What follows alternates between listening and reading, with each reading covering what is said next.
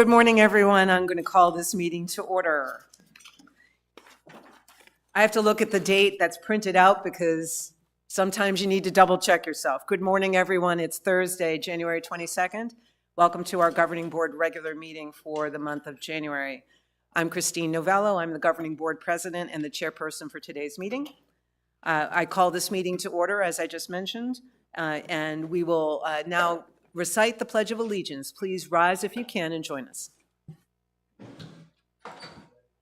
I pledge allegiance to the flag of the United States of America, and to the republic for which it stands, one nation, under God, indivisible, with liberty and justice for all. Again, good morning, everyone. As I just did, I just put my phone on silent. I invite you all to do the same, and Governing Board Directors, we can put our phones off of the table for reduced interference. I'm happy to say we have a full complement of directors here. All 9 of us are here, so we have quorum today. Moving on to 1.04, I'll read our standard meeting procedures. The Governing Board and its committees conduct all their meetings in compliance with Arizona Planned Community Association open meeting laws per ARS 33-1804 and in concert with RCSCW bylaws, policies, and standing rules. Parliamentary procedures as outlined in the most recent edition of Robert's Rules of Order will also be followed in all meetings as appropriate, consistent with Bylaw 3.07, Procedures for Owner-Member Meetings, and Standing Rules number 2 and number 3. So again, welcome. If you're new here to one of our Governing Board meetings, all your directors introduced ourselves at our first meeting, which was back on September the 6th, I believe. So feel free to jump back to our video archives and you can hear more about us there. We'll move on to section 2.01.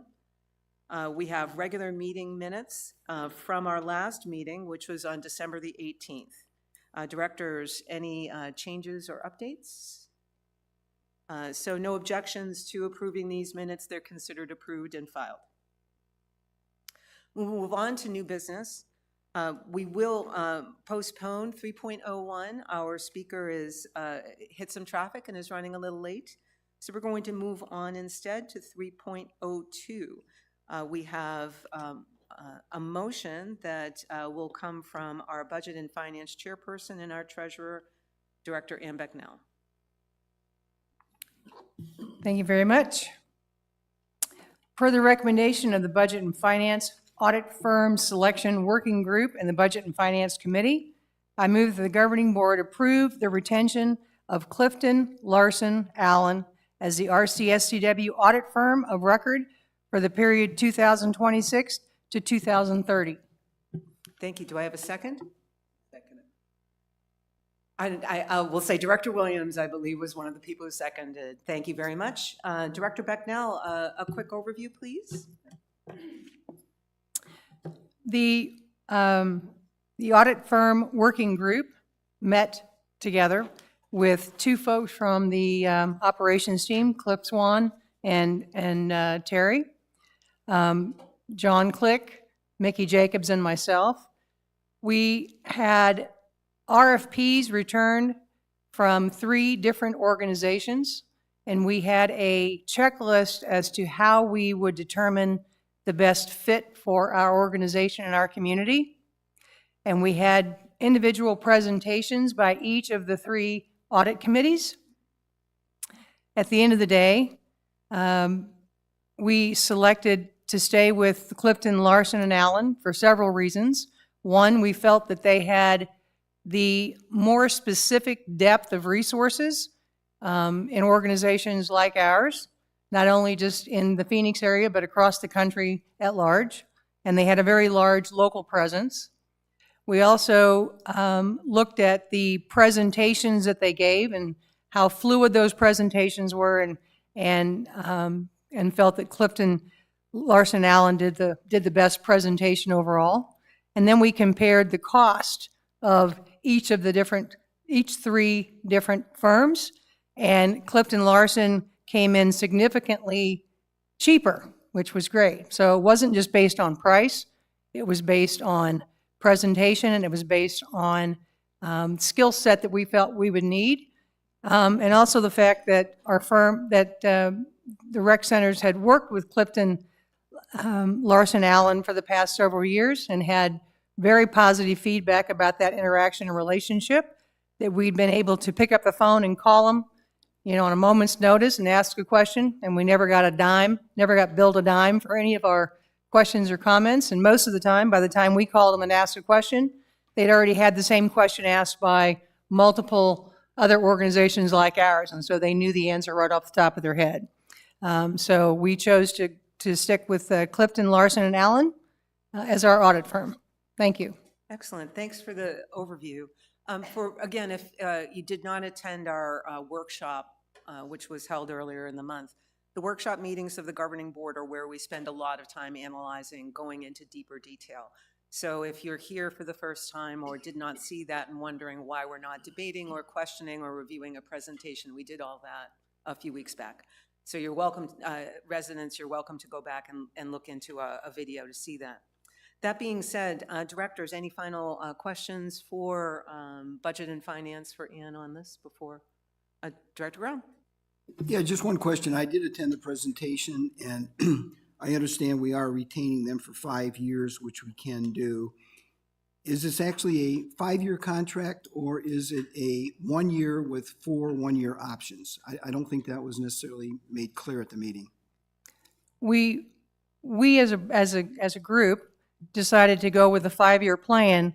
We are on an annual contract with them. So next year, if we decide for whatever reason that we want to make a change, we could do that. So we're not locked into them for 5 years, but we have a commitment with them, and we have a pricing schedule with them for the next 5 years. Thank you, Director Becknell. Any other questions, directors? Director Schlemmer? I just want to clarify, given the answer you just gave, the vote today will approve them for a 5-year term, or will we have to revote every year when that annual renewal comes up? This will approve them for the full 5-year recommendation. If there's a subsequent recommendation by Budget and Finance in future years, the board will evaluate those as it comes. Any other questions? Any questions from attendees? And is there anything online, Director Forsey? No. Great. So seeing no questions nor comments, we'll reread the motion, please, Director Becknell. Per the recommendation of the Budget and Finance Audit Firm Selection Working Group and the Budget and Finance Committee, I move that the governing board approve the retention of Clifton Larson Allen as the RCSCW audit firm of record for the period from 2026 through 2030. Thank you. So we'll start the voting with Director Becknell. Yes. Director Schlemmer? Yes. Turner? Yes. Director Williams? Yes. Director Pascal? Yes. Crown? Yes. Director Forsey? Yes. And Chatton? Yes. Okay, so it's unanimous. Thank you, Director Becknell. The motion carries. Our speaker's still not here, so we're going to move on. And again, we'll move on to 3.03. We are considering some revisions and updates to the RRNPs. And again, as I mentioned before, we looked at this in some greater detail, and we've had these proposed red line changes in front of us now for a few weeks. So I will turn this to Committee Chairperson and Director Nick Turner for a motion, please. The recommendation of the Chartered Clubs Committee, I move that the Governing Board approve the final draft of in-gross revisions to the Chartered Clubs Rules, Regulations and Procedures, or RRMPs, dated January 22nd, 2026, as presented. I second. Actually, Director Forsey won the bet. So we'll have Director Forsey as the second. Thank you so much. Director Turner, a quick overview, please. As I explained last time at the workshop, this is one of the annual duties of the Charter Clubs Committee is to review and amend, if necessary, the RRMPs. We formed a working group to do that. They worked very frequently, very hard, and consulted through the clubs, some governing board directors and members of staff on any proposed changes that were suggested to them and that they had suggested, and have produced the red line, which was introduced to this board 2 weeks ago. And I hope you've all had time to study it and would welcome any questions. Excellent. And are there any questions from the board? Any questions from residents here in the room? And is there anything online, Director Forsey? No. Okay, let's call this one to a vote. Please reread that motion one more time, Director Turner. Per the recommendation of the Chartered Clubs Committee, I move that the Governing Board approve the final draft of in-gross revisions to the Chartered Clubs Rules, Regulations and Procedures, or RNPs, dated January 22nd, 26, as presented. Excellent. So we will start the voting with you, Director Turner. Yes. Dr. Schleimer, we'll just go around. Yes. Excellent. Yes. Yes. Yes. Yes, Yes. Yes. Excellent. Again, thank you very much. And thank you on behalf of the board to your committee, Director Turner, and especially to your working group chairs who are here today. Thank you very much for all the hard work. It's often a thankless job. So again, thank you. And we're going to jump back now in our new business to item number 3.01. We're very pleased today to welcome to Sun City West the president and CEO of the Western Maricopa Coalition. You can come right up here. So we're very pleased to welcome Sintra Hoffman here to Sun City West. Thank you, Sintra. The Sun City West has had the opportunity to become a bit more active in Westmark, and this is something that I know Stephen Erno has been championing, and a few of us directors have attended several of the functions and committee meetings and so forth. So is there anything that you wanted to add to the introduction before I turn it back over to Sintra? Thank you, President Novello. No, mostly just the fact that I do think that Westmark is a great organization, and it's a great way for us to be more visible in the West Valley. And so I'm pleased to have Sintra here to kind of talk about that and what the organization is and how that works. So thank you, Sintra. Absolutely. Thank you, Sintra. Thank you. Can you all hear me okay? Great. Well, good morning. Sintra Hoffman. I'm the CEO for Westmark, and Westmark is a regional organization that serves the West Valley. And I'll show you visually what that looks like. So the West Valley is defined as all the communities from I-17 all the way to, including Phoenix, all the way to Buckeye, up to Wickenburg, and down to Gila Bend. And our tagline used to be 15 communities, one voice. And you'll notice there's 13 municipalities, but we were also great honored to be partners with Sun City and Sun City West. So thank you for having me here this morning. And equally, I am excited that Stephen has forged this partnership and that we're working a whole lot closer than we have in the past. So we're a membership organization, and the four sectors of our membership would be business, education, government, and nonprofits. And so what that really means is that we have, if business is happening or economic development is happening in your region, chances are they're under the Westmark umbrella in some fashion. We're organized with a board of directors. I call them my 50 bosses. And then we also have an executive committee, and our executive committee really, they're in the day-to-day operations with me. So they're really my 17 bosses that I meet with on a monthly basis.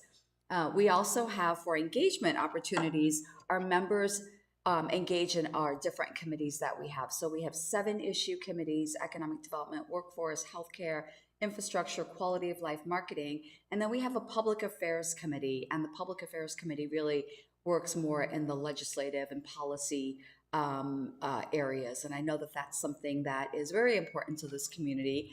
So I'll hit a little bit more on that. But really what we do is we take on issues that affect the region. We don't take every issue on. We take issues on that are strategic and that really move the West Valley's economic development forward as a community. So there's opportunities, if you're not currently plugged into some of our committees, there's those opportunities to participate at that level. Really what we look at is, again, moving the West Valley forward and being timely in what is happening in the region today. So our roots, as you all know, are really belong in farming. We were a farming community back in prior to the 1990s. And then all of a sudden we had the surge with development, and we really started growing houses, as I say. So we went from, growing agriculture to growing houses, which also meant growing our population. Back in 1999, I actually worked in this region. In this area. I worked for the city of Surprise. And when I joined Surprise, the population was 10,000. The population was 30,000. When I left 10 years later, it was 107,000. So working through that type of hyper growth, not only in Surprise, but many of the communities in the West Valley face that same growth, as well as you all being impacted because you're surrounded by it. And so how do we provide jobs for all of these folks? And so around, I would say, 2015 or so, coming out of the recession, we really started working on bringing more companies into this region. And I'd love to say that they just came here because the people were here, but they came here because the infrastructure was put in place. Loop 303, improvements to I-10, improvements to Grand Avenue, as ugly as it is right now. All of those things really brought a lot of the companies in this area. And more importantly, it brought household names. So sometimes, people say, well, it's a lot of warehousing, it's a lot of logistics. And that's very true, but that's kind of that first level of how a community develops, is getting those companies where the workforce is equally matched, but then also the household names brought companies like Microsoft and is bringing more of the tech-related companies. You all know TSMC is here. So around 2020, we really saw a wave of quality jobs, higher paying jobs. And again, that came in because of the infrastructure investments, because of our schools performing much higher than they did in the past, and because of so many post-secondary opportunities continuing to grow. Ottawa University and Surprise, I can kind of name them all, but we have over 25 post-secondary opportunities for our residents. As we look to the future, we know that technology is going to really be what we are in the future, kind of what we are today, as well as continuing on. So a lot of our work is focused on technology, focused on growing the workforce to make sure that we're meeting those needs. Because guess what? We're all going to need telemed. We're all going to need this educated workforce, because at the end of the day, that's something having folks that are able to take care of us is never going to go away, having that human touch. Our vision at Westmark is to create a dynamic and sustainable economy for the West Valley by fostering innovation, attracting quality jobs, a skilled workforce, and enhancing the quality of life for residents and businesses. And really, that is what tees up our ecosystem to be as strong as it is today and continuing to move forward in the future. Last year, 2025, and then implementing from 2024 and implementing moving forward, we created a new strategic plan, because I think everyone will agree after 2020, the landscape really changed dramatically. So we had to go back and look at, are we doing the things that need to be done to advance the West Valley and grow it forward? So we worked with a branding consultant on a new brand for Westmark. We also worked with a strategic planning consultant to help us develop this new strategic plan. And out of that came these 5 pillars: promote, position, activate, advocate, and measure. And promoting the West Valley, again, for the great things that's happening here, from quality of life to economic development to infrastructure and so on. And then how do we now position the West Valley again, digging into some deeper areas of how do we support the communities as they're trying to attract new companies and businesses and restaurants and all the fun quality of life stuff. And then activate, making sure that we're really dialed into the to the infrastructure conversation. That's huge, whether it's water, transportation, data, whatever it is, that is really important to make sure. So when I showed you the committee structure earlier, the committees that we have really work on these areas. Advocate and engage. We have a legislative agenda that we create every year, and it's created with the input of those committees that I described earlier. And then the Public Affairs Committee works with all of those members and then works with our board of directors and our executive committee to get that passed. During legislative session, we're dialed in to make sure that we know what is coming up. And they mirror the areas of our legislative agenda that really, again, support business growth and economic development. One of the newer areas that we have, it's not new to Westmark, but the initiative is new. Since I've been at Westmark 10 years now, we have really focused in on data collection, because numbers speak power, right? We can get up here and stand and, say all our great messages, but if we're not able to back that up with solid data, we don't really get that attention. Everybody wants that today. So as a result, when we did some focus groups, quite a few focus groups, what really came out was that Westmark is a credible, reliable source for information on the West Valley. As a result, we are creating a database so that we can have all of our metrics in there, but more importantly, not only just the numbers, but the message behind those numbers. So if we talk about our population growth of being over close to 2 million today, 1.9 million, what is a message behind that really takes us to that next level? So we're in the process now. We just got funding for a grant for it, and we're in the process of building it. And we did a pretty extensive process of, if we build it, will you use it? So we don't want to just build, take money and build something. We want to make sure that it's usable to the community. And this would actually be member access only. So as a member of Westmark, you would have access to this type of information. I mentioned the job growth earlier. These are some of the industries that we're really focused on growing.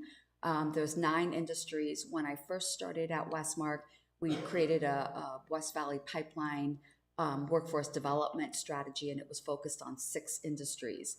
Post-pandemic, we updated that to West Valley Pipeline 2.0, and as you can see, we've added additional industries, and we're really focused.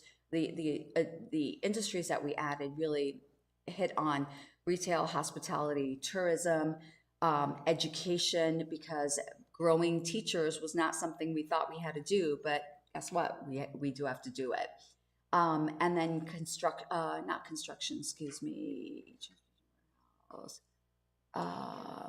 yes, it was construction. So prior to the pandemic, 72% of the construction workers in Maricopa County lived in the West Valley. Post-pandemic, that number's dropped to 48%. If we're gonna grow, guess what? We need those folks here. So we added that industry as an industry of focus. Same thing with infrastructure, right? The construction industry, they're building homes, they're building businesses, they're building freeways, they're building, water projects and so on. So that is an important industry for us. I love this map because it shows what we intend to show here is that because we have invested in infrastructure, we as the region, Westmark as one of the supporting organizations that support quality investment, we have a lot of companies that have moved to this area. And so the companies, probably hard to see from this map, but the companies are in the orange kind of color. And then what we also like to focus on is the quality of life. So why are people living here? Why is it a fun place to live? Because there's a lot of stuff to do, and there's a lot of entertainment opportunities for our residents. So those are dotted in the purple color. So as you can see, there's a lot happening in the West Valley. I mentioned earlier that our focus is really promoting the West Valley for economic development growth. And the way we do that is we have a partnership with AZ Big Media. We do it many ways, first of all. But we have a specific partnership with a business magazine that we promote targeted stories every year. And this magazine, the circulation used to be 80,000 CEOs throughout the state. It's probably double that today. But we're getting into their offices, onto their desks, and letting them know what's happening in this region. We also have a partnership with CBRE. CBRE is a commercial real estate firm, and they are really big brokers, and a lot of the large companies are coming here. So the West Valley, the Why West Valley report is something that we do with them every year, and we update the data in there. I'll get a little bit further into that data. We promote the household income, the average age, the median home price, obviously the population, but then we break down that population into different age groups because, again, depending on the business that you're in, you're interested in different age groups. We also talk about the economic profile in terms of, I mentioned the construction workers that we have. We also focused quite a bit on, initially over the last 10 years, is really what are the key industries that are the strongest in this region, and how do we build off of that base? Healthcare, manufacturing, advanced business services, that's really where we have the strength. And technology is fast rising. It used to be very small numbers and very small startups, and now our startups in the technology space are growing at an average of 30% year over year. That is huge compared to where we were 8 years ago, 7 years ago. Education, I mentioned that. If we don't have quality education, we're not going to be able to develop that workforce to sustain the region that we want and have. So we track that information. We also do a lot of fun things. And you mentioned that you have had the opportunity to participate in our events. And so we host the governor. That's a pretty big event. We have our annual awards dinner, Best of the West, which you have all attended. We have our Economic Development Summit, Tech Summit, Healthcare Summit. So we have a lot of events that we bring people together around, and they have fun, and they network, and they meet one another. But really, the meat behind that is the work that has gone into putting that, that is not putting the event on, but the work that has gone into the region that we're really highlighting. So a lot of the discussion that you're hearing on the panels is really what's happening in the region and what needs to happen in the future. So people have fun and they think of it as, oh, this is awesome. But it's really, this is the work that's happening in this region. The same thing with Best of the West. It's a fun, wonderful event, but it really is celebrating all the great work that's happened throughout the year. We're also focused on the future and looking at the investments that come in along the way. I spent six and a half years of my career at the Department of Transportation. So I've classified myself as a transportation geek. And that is because transportation really is the foundation to economic development. So it really is important that we keep our eye on what's coming in the future. You've probably all heard of I-11 and wonder if that's going to happen in our lifetime. And to some extent it may, but it's really a future generational project, but it is important, and it is congressionally designated. Funding is always a challenge, as you all know, as we all face, but that is something that we keep our eye to. And then the dotted line below I-10, if you ever have the unfortunate opportunity to travel I-10 during rush hour, it's pretty ugly. And so that's another, the State Route 30 below I-10 years ago was dubbed the I-10 reliever. It is now State Route 30, but that's essentially what it's going to do. It's going to relieve traffic on I-10. And people think of that project as a West Valley project, but I've looked at a map And when I look at the goods and services, or the goods that are coming in from overseas and from wherever, from the ports of LA and Long Beach, they're traveling east on Interstate 10, and they're coming into this Phoenix area. And so this really is, there is no other kind of reliever or parallel road. So this is really, it's a statewide initiative, I think. Where we're going in the future is pretty much, you know, we've got to keep our eye to education. We've got to keep our eye on water, on technology, on healthcare, and my favorite, on quality of life amenities and entertainment. So growing local amenities is very important to us. You know, we have a gem in a lot of the activity that's happening in the Westgate area.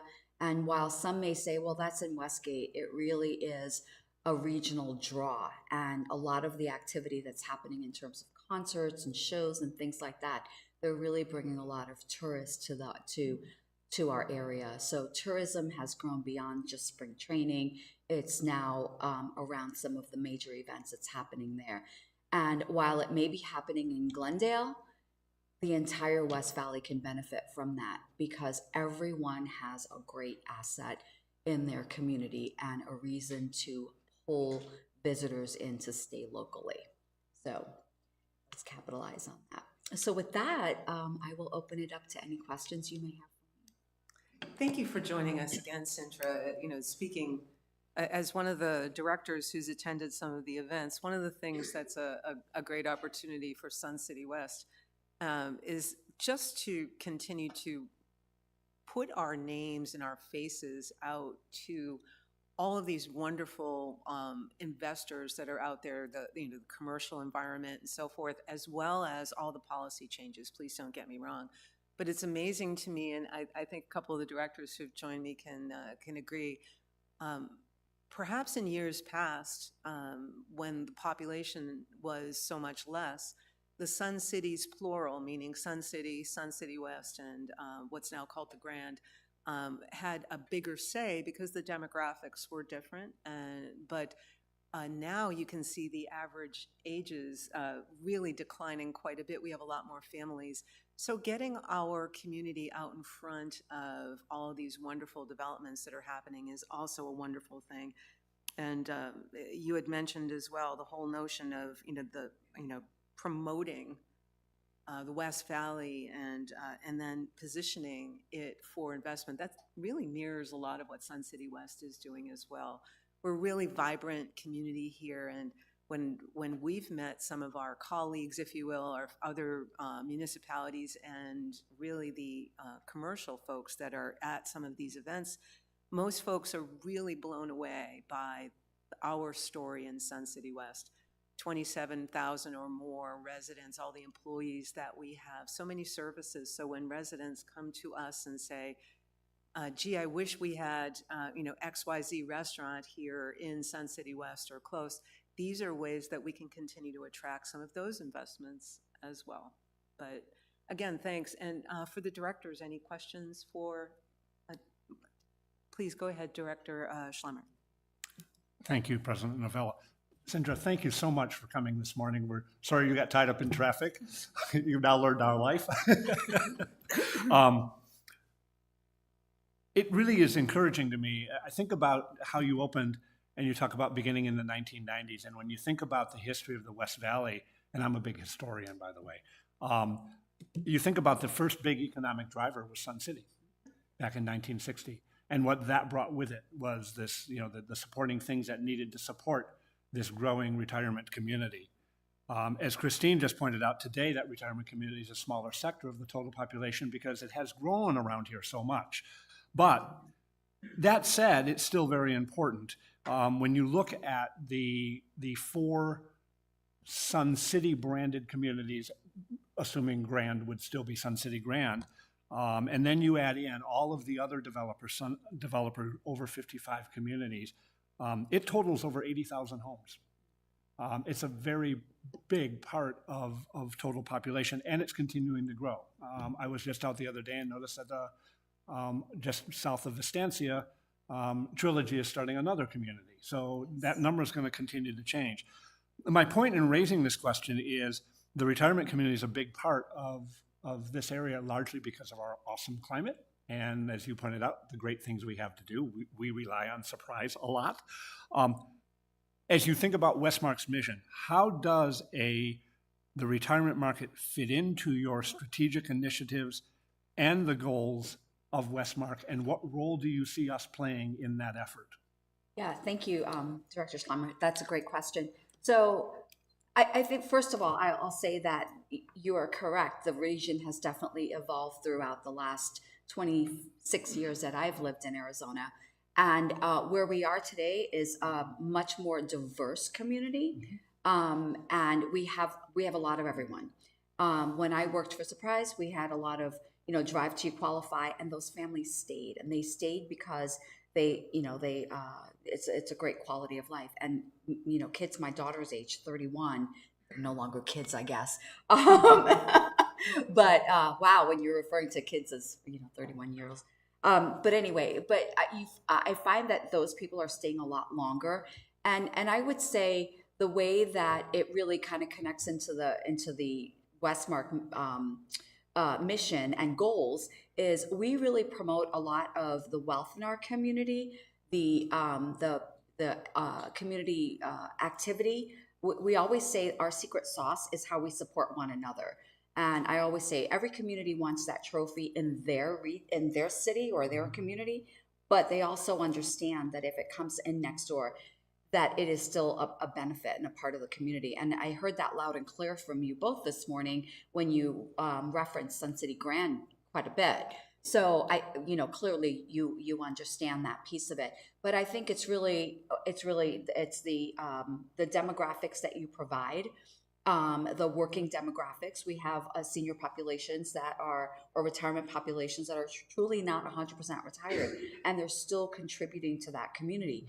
Workforce is a huge issue that we have in front of us, and as our business community continues to grow, we need to make sure that we are telling them that we do have a strong foundation for that workforce, and that means everyone in the community. So I think there's multiple ways that Sun City West, Sun City Grand all fit in and all contribute to the mission of Westmark. Workforce, staying in that workforce, contributing, demographics, household income is really important. There's wealth in the retirement communities.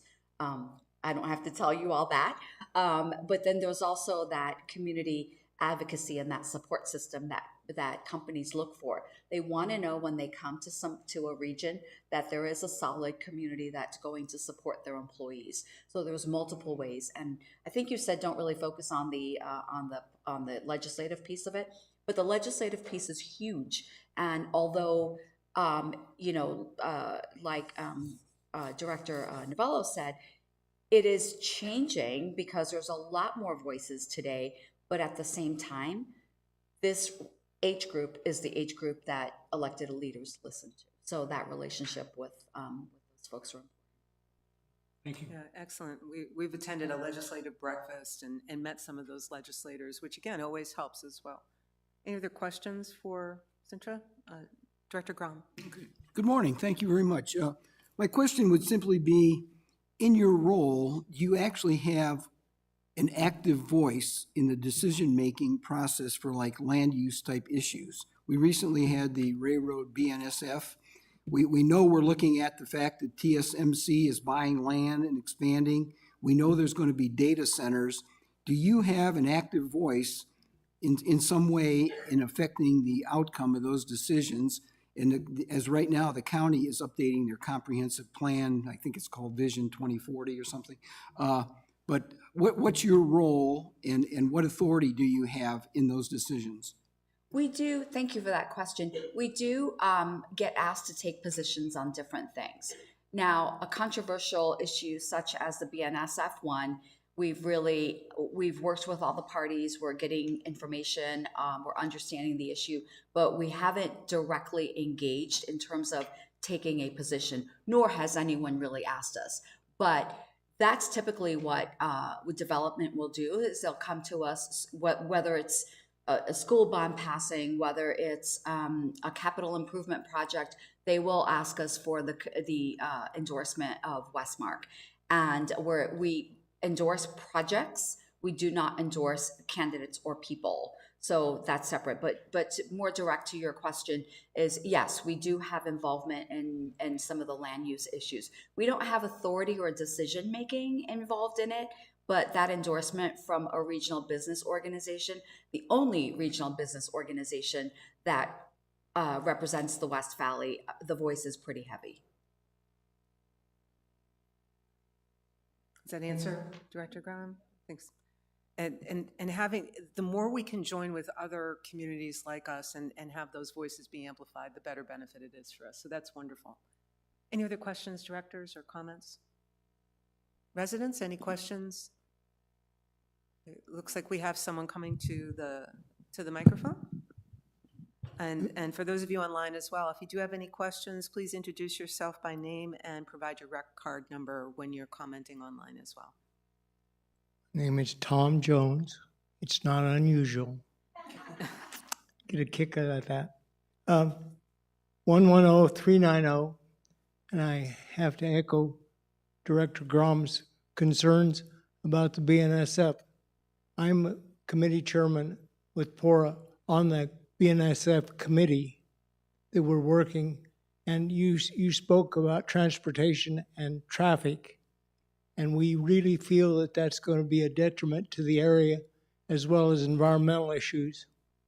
And I would like to ask for your support in that operation, in the intermodal operation. So if you haven't gotten a request, I'm making you a request now. Thank you. Thank you, Tom. Good morning. Thank you for coming. Gary Bosak, 102-585. 3 questions. Number one, I'm amazed at the breadth and scope of your organization. I had no idea it was that large. So my obvious question would be, where do you get your funding from? Second, we had a presentation last week about the disaster called the 60 Corridor and the plan for 2030 through 2050. What can you enlighten us about your role in dealing with that? I think you've touched on it just recently, but and then thirdly, what's going on with the project just south of the stadium? Every time I drive by there, it looks like nothing is going on. Thank you. Okay, so I respond. Okay, so question one: as a membership organization, we receive funding. The bulk of our budget comes from membership revenues. So again, it's the activity that we receive, and the value that we provide is important. So membership revenues as well as special event revenues, and special event revenues are actually the bigger part of our budget because, again, they look and they sound and they feel like fun, but it's really the opportunity to highlight the work that's happening in the region and the knowledge. So people come to it for that reason and they support it for that reason. And so before you go, yeah. So that means we're a member now and we have a contribution on an annual basis? Yes. What is that? 3, thank you. I was just gonna say, if I recall, I believe it's $3,000, yes. Oh, okay. We're getting our money. She supported that with the. No. The second question was about the US 60. That is a mess. There's a lot of, this is, I think, also where your voice comes in really strong as a community. Senator Frank Carroll, as many of you probably know him, he's definitely someone to keep close to you and keep in contact with. Transportation dollars it's huge, and the state budget it's another issue that where we're going into more losses and so on, and more cuts and things like that. What you want to make sure is that project is not cut.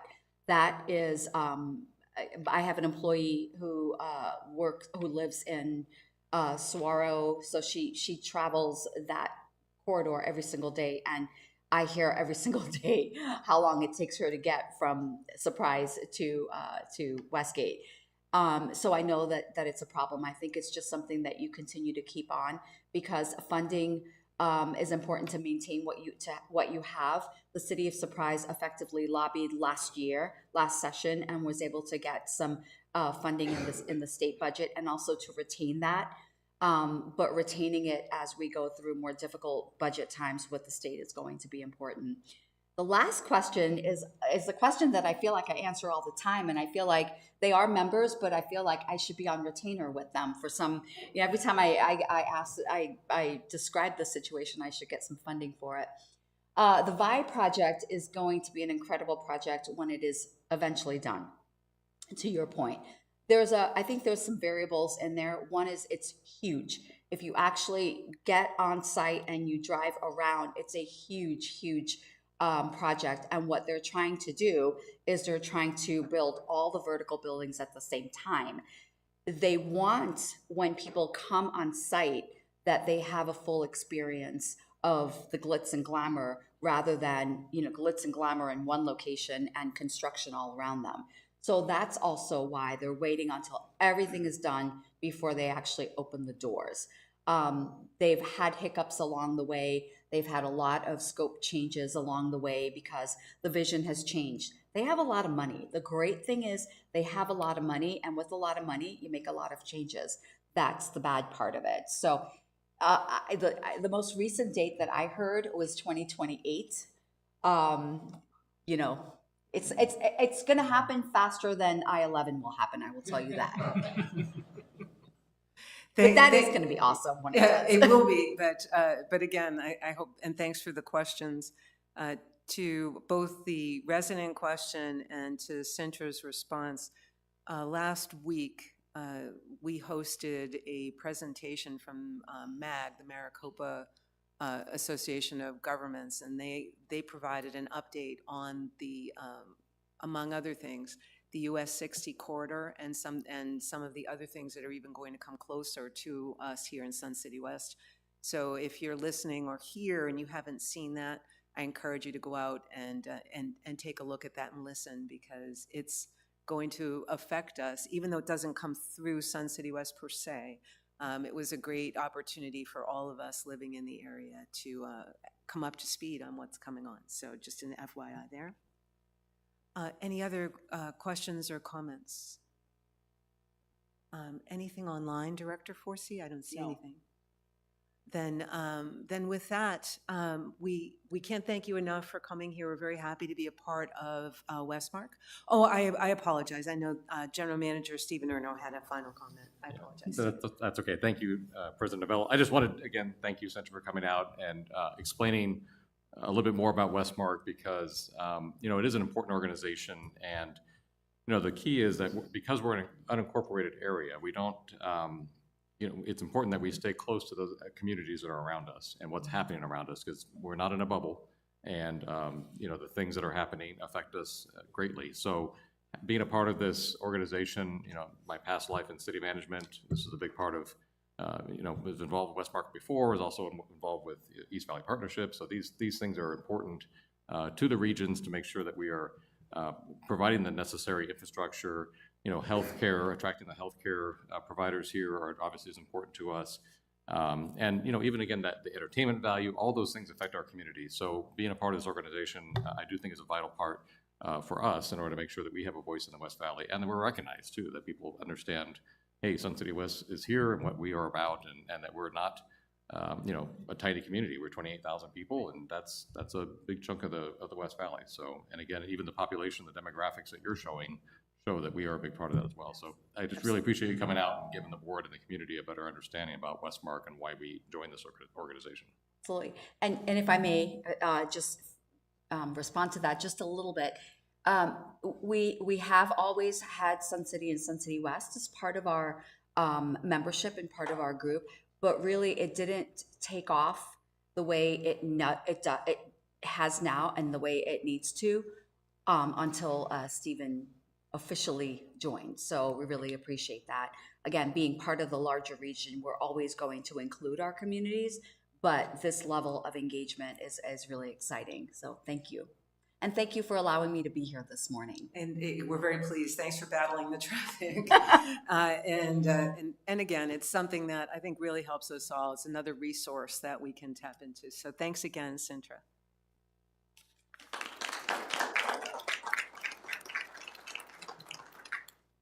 So with that, we're going to move on to new business item 3.04. We have a couple of pending additional governing bylaw changes reflecting our elections. We've seen a few questions come to RCSCW social media and emails, so I just wanted to make sure, again, if you're here or hearing about it, all of these, any changes that the governing board agrees to put forward pertaining to elections will be available to all of us to vote upon, because it does impact all of the members of the RCSCW Association.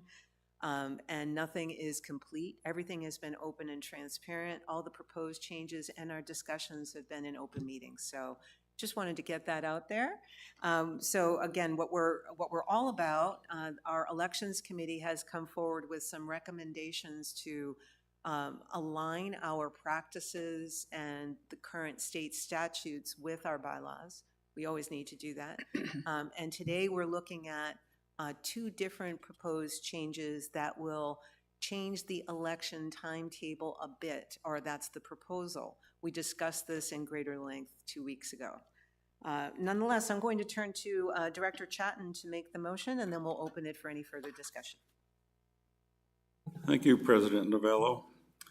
I move that the governing board approve the in-gross revisions to bylaws Article 4.02, selection of governing board candidates, as redlined for inclusion on the March 2026 governing board election ballot.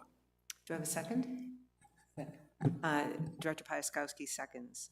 So rather than putting Director Chatton on the point here in terms of explaining, we have our committee chairperson, Kathy Estes, who is here to explain. But again, these are all changes that will allow us to change the timetable. So Kathy, please, a very quick overview for us. Yes, thank you. So basically, the recommendation is to shorten the election cycle so that it starts in January rather than November. And the terminology in these 2 or 3 paragraphs just says, instead of specifying a specific date, it says on a date as established in policy CO2. So that gives some flexibility for the board to say, okay, we want petitions to be picked up, you know, from January 2nd or the first business day in January to the first business day in February or the 5th business day in February, whatever the board decides to put in that policy. But that basically is the change in all of this. There's only one other thing. We changed a word from may to must in 4.2.2. And in Appendix 1, we just added a clause that emphasizes that a candidate must commit to being able to participate in board activities, whether that's in person or you know, via Zoom or online, whatever. They have to be Available. Available. Right. So that's it. A real simple change that will just shorten the election cycle. So this particular motion, just so that we're clear, we separated these out into 2 separate motions because they're 2 different areas of the bylaw. So we're looking first at those Article 4 revisions. I don't know if we need to pull them up on screen to discuss them, but we did discuss them in greater length. For directors, any questions, concerns, comments? I'm looking to Director Grom. No? Okay, that's good. I see none from the directors on the Article 4 changes or proposed revisions. Any Oh, I'm sorry, I missed you. Director Schlemmer, go ahead. You missed me because I was a little late raising my hand because I was still thinking it through. You snooze, you lose.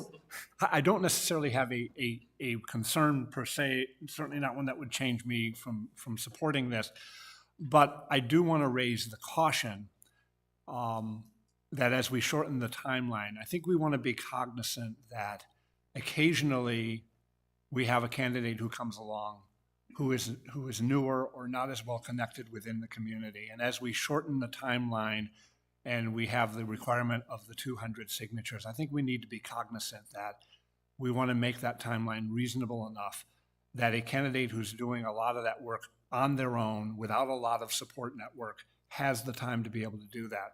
And I'll use myself as an example. When I ran for the governing board pre-bike accident, I was one of those candidates. I didn't have a support network. I collected all of my signatures myself.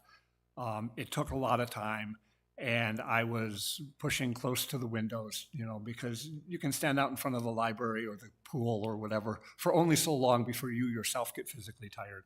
And so I just think we want to be cognizant of that as we ultimately set the dates. And that's just it. I just wanted to express that concern.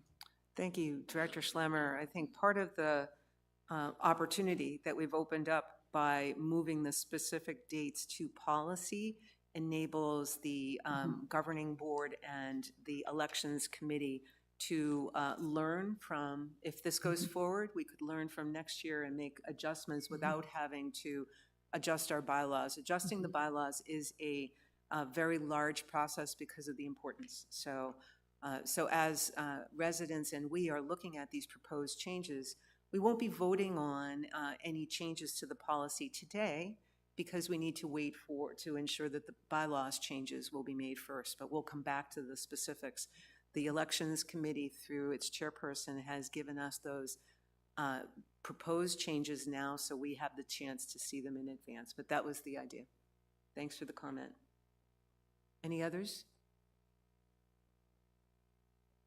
Anything from our residents or attendees here today? Great, I see no questions online, correct, Director Forsey? Excellent, so Director Chatton, you can reread your motion for us, please, and then we'll vote. Yes. I move that the governing board approve the in-gross revisions to bylaws Article 4.02, selection of governing board candidates, as redlined for inclusion on the March 2026 governing board election ballot. Thank you. Thank you. So let's put it to a vote. We'll start with you, Director Chatton, please. Yes. Director Forsey? Go around this way. Yes. Director Kyle? Yes. Yes. Yes. Director Trent? Yes. Yes. Yes. Thank you. So the vote's unanimous. And so we will put those changes forward as well for discussion. We have a second motion, 3.05, that pertains to those appendix revisions that Kathy walked us through as well. So Director Chatton, if you would, please. Yes. I move that the governing board approve the revisions to bylaws Appendix 1 petition by adding, quote, a date as established in policy C02, unquote, as redlined for inclusion on the March 2026 governing board election ballot. Do I have a second on that? Director Piaskowski, thank you. Any discussion from, and again, Kathy has already walked us through what the changes are. Do we need any discussions or comments? Anything from our attendees today? So we'll have you read even though you just said it, and nothing online, I presume? Right, nothing. So Director Chatton, one more time, please. Sure. I move that the governing board approve the revisions to bylaws Appendix 1 petition by adding, quote, a date as established in policy C02, unquote, as redlined for inclusion on the March 2026 governing board election ballot. Excellent. So we'll start with you, Director Chatton. We'll go, just for, to mix things up, we'll go in the other direction. So Director Chatton, please. Yes. And Ducknell? Yes. Yes. Yes. Director Williams? Yes. Thank you. Yes. Yes. Director Forsey? Yes. Okay, thank you so much, directors. We will move on to 3.06. As I mentioned, the Elections Committee has drafted some potential changes for policy C02, so we and our fellow owner members can actually see those proposed changes. Assuming once we have the results of our election, which is in March, by the way, mark your calendars, will be finalized at the end of March. Once we have the results of that election, we can actually make or consider these changes. So you can look forward to seeing that as an agenda item in our April workshop, assuming that the bylaw changes are approved by a majority of members. So that's just a quick update. I don't believe there's a need for any discussion. But if you do see, since it's already out there for us, if you do see anything that you have questions or concerns about, it would be a great time to get that to the Elections Committee via Kathy Estes. Excellent. We're going to move on to item number 3.07. This one was not discussed in our workshop. This is a late-breaking change. At their last committee meeting, the Torch Committee reviewed the pending reservations for our Torch Academy for the spring, and noticed that the enrollment numbers were very low. So they made a recommendation for that the Torch Academy for this spring be canceled. So I'm going to look to Director Piaskowski to make the motion, and then we will have Committee Chair Bob Wilson come to explain. Thank you, President Novello. Okay, per the recommendation of the Torch Special Committee, I move that the Governing Board approve the cancellation of the Spring 2026 Torch Academy. Do I have a second? Second. Thank you, Director Williams. Bob Wilson, I need more coffee, Bob. Bob Wilson chairs our Torch Committee. So Bob, why don't you walk us through the specifics here so we can discuss next steps and come to a vote? Well, we had a situation where we finished a very successful academy in the fall, and for whatever reason, which we're guessing at this point, the signups in December and January, because it's a relatively short period of time between the two academies. In January, as of last week, before the meeting, total 15 out of a potential complement of 48. Now, we decided that to make the recommendation because it's not fair to engage the resources that we were required of operations, and also the invitees to the academy for that number of candidates. I guess our big question is why. It seems to be an anomaly, but we're going to be looking at that in many aspects of the academy to try and address that. However, at this point, it was really, it could be advertising, although we have banners in every, 10-foot banners in every rec center. I guess we're not in social media until a little after 11:30, so maybe the idea would have been to start advertising in social media directly sooner. But I guess the argument is if you do too soon, then people will just not even read the information. So that's where we're at. And I don't know if you had the opportunity to either attend or watch the recording of the mid-year member meeting last week, but we had a member who's a registered attendee for this spring actually stepped up and was speaking to the fact he believed, I don't want to put words in his mouth, but it's a big commitment, a big time commitment, and expressed a wish that it was either contracted or held online. I presume that the committee will look at more than just advertising and awareness. Oh, absolutely. We're looking at it top to bottom. I know for myself, I'm a huge proponent. I'm a Torch grad, and I know that it can serve a very vital purpose. But I do wonder about those sorts of things, because how long has Torch been held now? We reduced it from 8 days to 7 days. I mean, how many years has it been? Oh, it's 11 years. 11 years. So, and it's, so perhaps it's the format and so forth as well, as long as, so the committee is going to look at a variety of possibilities, I assume. I would like, I believe we need to look at a variety of possibilities.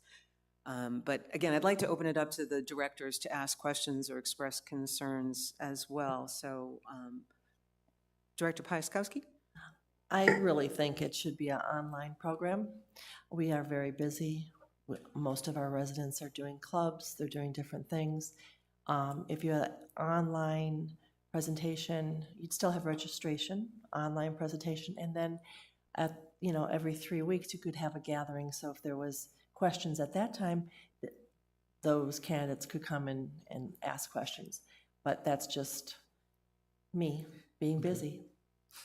No, it's, and we also have residents who, as we know, we have, some shifting demographics. We have folks who are working full or part-time during the day. But yes, it's a blessing that we have so much to do in Sun City West, right? And it is a big, commitment. So moving, changing up how it's conducted and considering even a partial online and so forth is an opportunity. Other ideas or Director Schlemmer first, and then Director Becknell. Thank you, President Novello. Certainly, I join others up here. It's sad to see this happen. I do think we all knew that at some point this day would come where, the changing evolution of our community, the changing demands on people when they come here of continuing to work and so forth, that the Torch program may no longer fit in terms of how people can commit their time. So I think Director Piaskowski's thoughts are good ones. What I would encourage the board to do, we historically have allowed the Torch Committee to work completely independently of the governing board, and while I believe that is the right way to go, I do believe that tackling a problem about how do we revitalize the program does require a little bit more board input. I would encourage us to put this on a workshop item in one of the upcoming workshop meetings and ask the committee to come back to share with us what their findings and ideas are with regard to revitalizing this program and making it work. I do think we need to increase communication between the committee and the board when we see trends like this happening, so we know about it sooner than just a few weeks before that class is scheduled to begin. Torch is a valuable part of this community. It is unique to Sun City West in the retirement community market. Our neighbors down the road do not have a similar program and have not ever been successful in getting one. And I do not believe any of our neighbors up the road have it either. I think this is a program that's worth saving, and I think we now need to challenge the committee and this board to doing the work to get it saved, and I think we have to work more collaboratively and in partnership to do that. Those are my comments. Thanks for those comments. Just to remind you as well, Bob, I would echo those sentiments. We do want to see you come back to a workshop where we can discuss the recommendations of the committee. Certainly. Of course, these are public meetings, and we're all we can attend and watch and so forth. But I would agree. I believe we need some additional collaboration there. So I don't know how long it will take for you to complete the study, but we're looking at budget, and also we would need to see some of this feedback earlier rather than, of course, later. So please work with me to get that date scheduled. February might be a little too short, but perhaps our March workshop, whatever works for you and for the committee, sooner rather than later. Certainly. Director Becknell? I didn't hear when you first started talking, Bob, how many people did register for the current Torch Academy? 15. 15 out of the 48. Have we thought of, rather than canceling, that we just push it off 45 days and try to get more people to sign up so that we don't just cancel it completely, but just delay it? I agree with what you said. It hasn't hardly been 60 days since we had our last celebration and graduation, so maybe the time frame was just too tight. Can we push it out 45 days versus cancel it? I guess that's a possibility. However, we run into situations where people are leaving for the summer. You run it into April, and your potential members that could sign up if we were under the same format would be reduced. I'm open to suggestion. If the, Director Forsey, you had a question? I was just thinking, in the summertime, some of us are less busy than we are during the season when we have wonderful weather. Maybe there could be a draw for a torch class. I would be curious if you had one slated, just to see if anybody were to sign up and see what the popularity was. We have not. However, that's one of the items that we sort of spitballed at the last meeting. That's one of the suggestions that came out. We're going to do more of a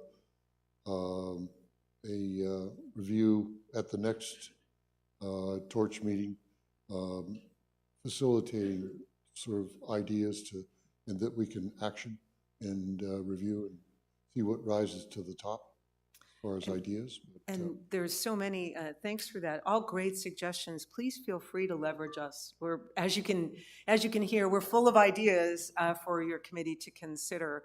And remind us also the next Torch Committee meeting. It's the second Tuesday of February, of every month.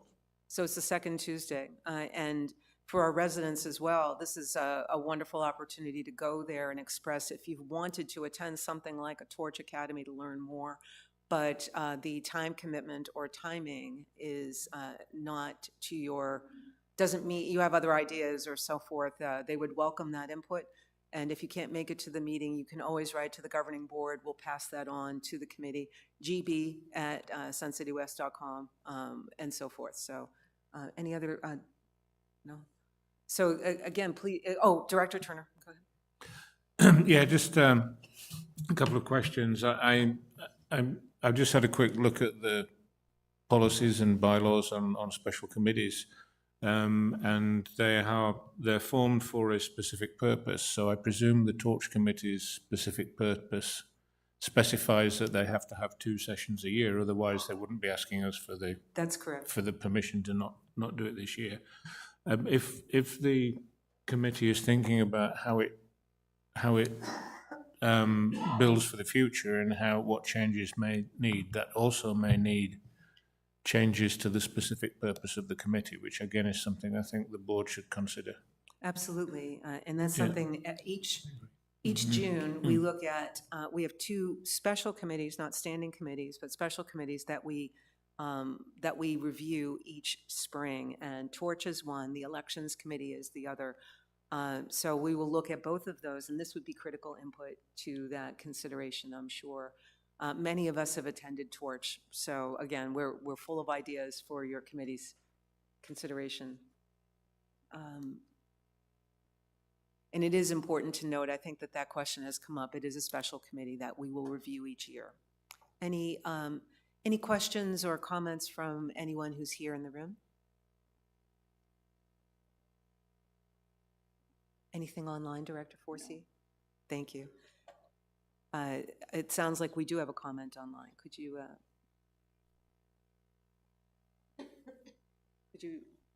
go ahead and read it? I don't have it. There's a comment from Scott Blander, 139839.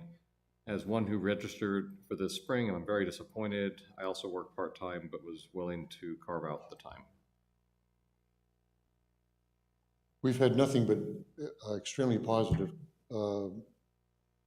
feedback from the people who actually commit to the time that it's been there. So it's the information that's in the program is valuable information that people want. It may be an issue of how it's presented, when it's presented, and in how many bytes it's presented. This is the first time that we've had this scenario exist. Since COVID, there's been a backlog of people that we had a hiatus during COVID, and there's been a backlog of members that would like to sign up. The last 2 sessions we've had have been more than 40, but less than 48 full complement. So this is just a big fall off in. Right. Well, I think, again, just to get to the resident's question was about disappointment, which we all feel the same, even though we were not registered to attend. I think what you're hearing from many of us is disappointment as well, considering the short time frame involved, the investment that is required to stage such an event. That's the reason why the recommendation was made, and that's the reason why we're considering the motion. I do hope for the resident who expressed the question, I hope that the registration, assuming that we continue to move this forward, that you will join us in both revitalizing this and also join us when this is offered next. So we hear your disappointment, and again, that's just something that we have to consider. And the other thing, before we put this to a vote, remember that what we're voting on today is simply the Spring Torch Academy cancellation. And again, this echoes how we run all of our committees. Our committees make recommendations and the board approves. So that's the other reason why, to Director Turner's point, this is, the reason why it's here. Any other comments or questions? So let's reread the motion one more time, Director Pence. Okay, thank you. Per the recommendation of the Torch Special Committee, I move that the governing board approve the cancellation of the Spring 2026 Torch Academy. So we'll put this to a vote. We'll start with you, Director Piaskowski, please. Yes. Director Williams? Yes. Director Turner? Yes. Schlemmer? Reluctantly, yes. Director Becknell? No, I think we need to adjust the timeline and offer the spring class in 30 to 45 days, so no. Thank you. Director Chatton? Yes. I'm siding with Ann on this because I do think it's a very valuable program, so no. Thank you, directors. And Director Grom? Yes. So we have 6 yes, 2 no. The motion carries. And therefore, the Spring 2026 Torch Academy will be canceled. And but we look forward to having the Torch Academy return to the workshop to present us with ideas for what will happen next. Right now, we'll tentatively put that on for our March workshop, but I look forward to hearing from you, Bob. We're moving on to 3.08 now. We had a lot of discussion about this topic in our workshop, but nonetheless, we will put this, let's get the motion out there for discussion, and I turn to our Director and Vice President Grom.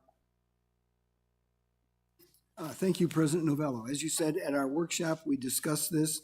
I had brought forward the idea of having a board-designated liaison to work with operations on the master plan. And so I will make the following motion. I move the governing board elect a vice president for master plan development to serve through June 30th, 2026, in accordance with the authority of RCSCW Bylaws, Article 5, Section 5.1.2. Do I have a second? Second. Thank you, Director Williams. Director Grom, you've provided a little bit of an explanation, and is there anything else that you wanted to state about that? I'll just add that I after good discussion at the workshop, the development of the master plan has been turned over to operations. Operations has appointed a project manager, and I just felt that the board needed more involvement, but we heard from our residents, we heard from the board, and so we all agreed that it would be brought forward at this meeting, and that's what I've done. Exactly. This is the point at which we'll discuss it and actually vote. And what we're doing today, directors, is establishing the office. Should we agree to establish the office, we will then hold an election that we'll discuss after we hold this vote. So not the election itself, but we'll schedule it. So I know that we've all received a number of resident comments, but let's talk first about with our directors on this. So who would like to begin, if anyone?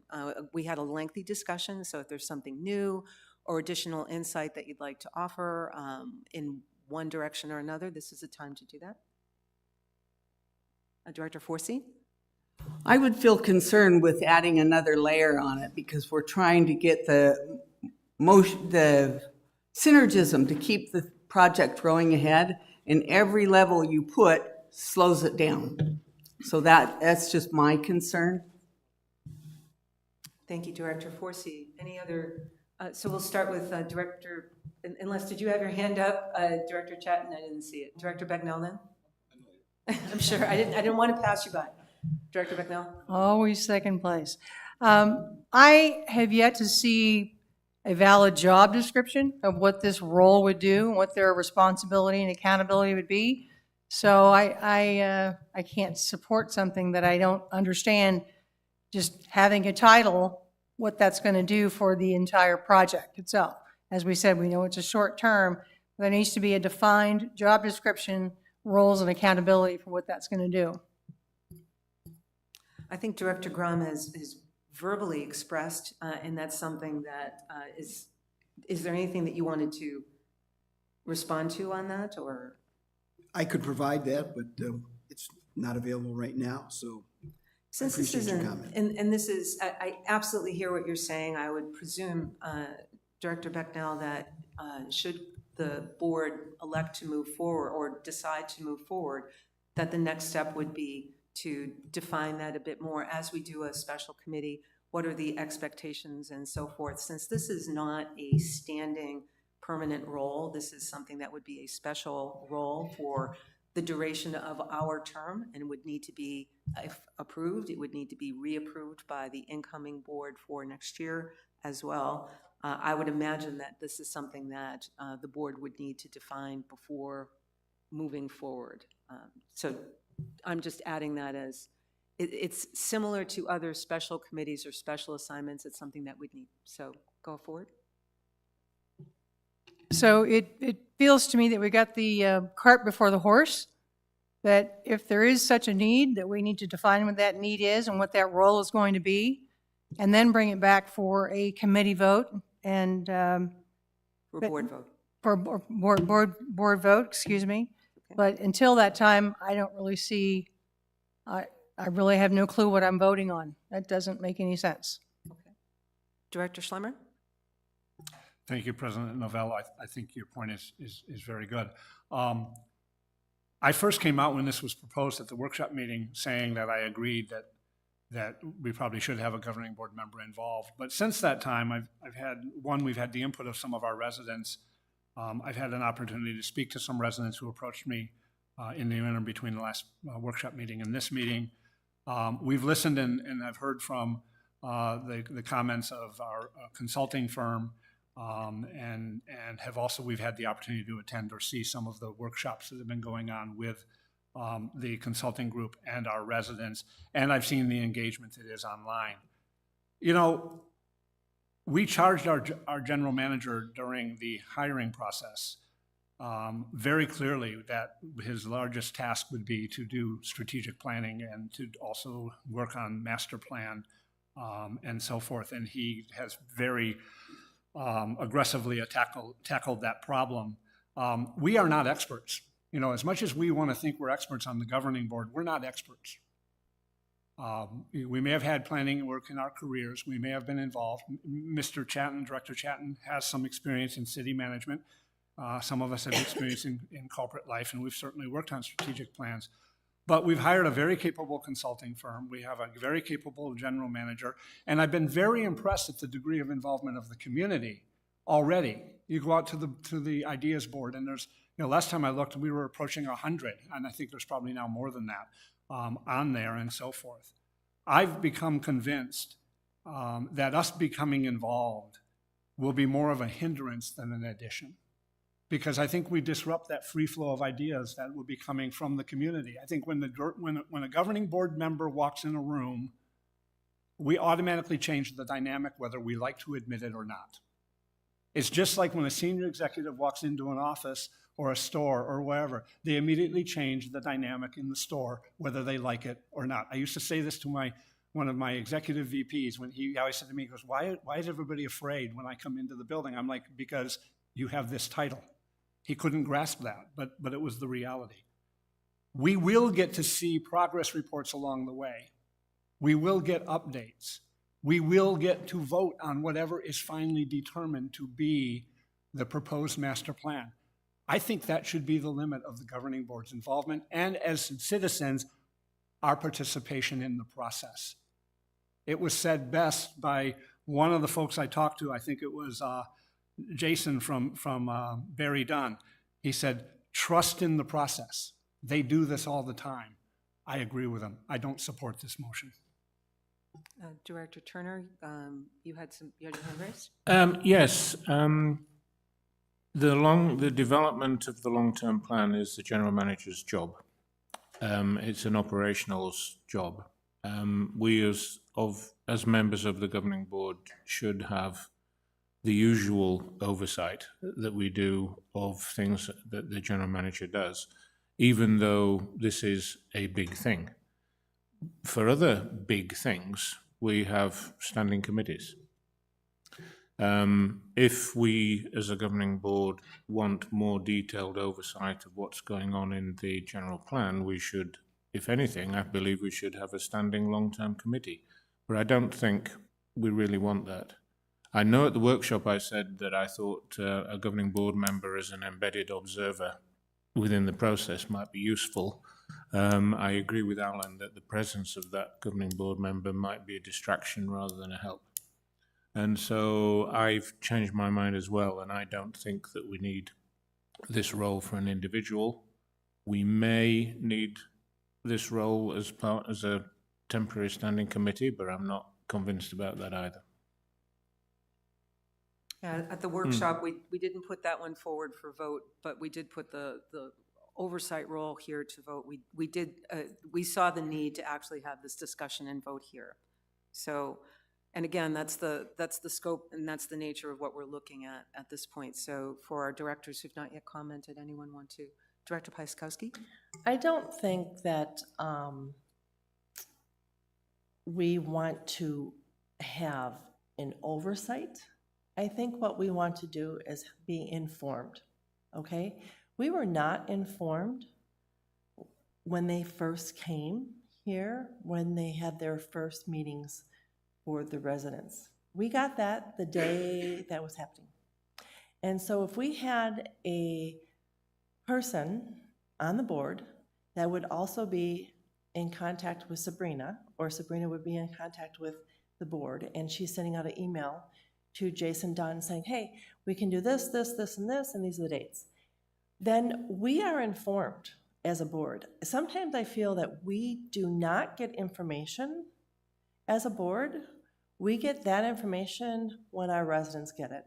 And I'm not too sure that's something, then we get sideswiped. It's like, what's happening here? I'm like, I don't know, got nothing. So I just think we're not looking to have like input of what they're going to do. We would like to just know what and where they're going to do it, right? Because we don't have that oversight right now. We have no idea.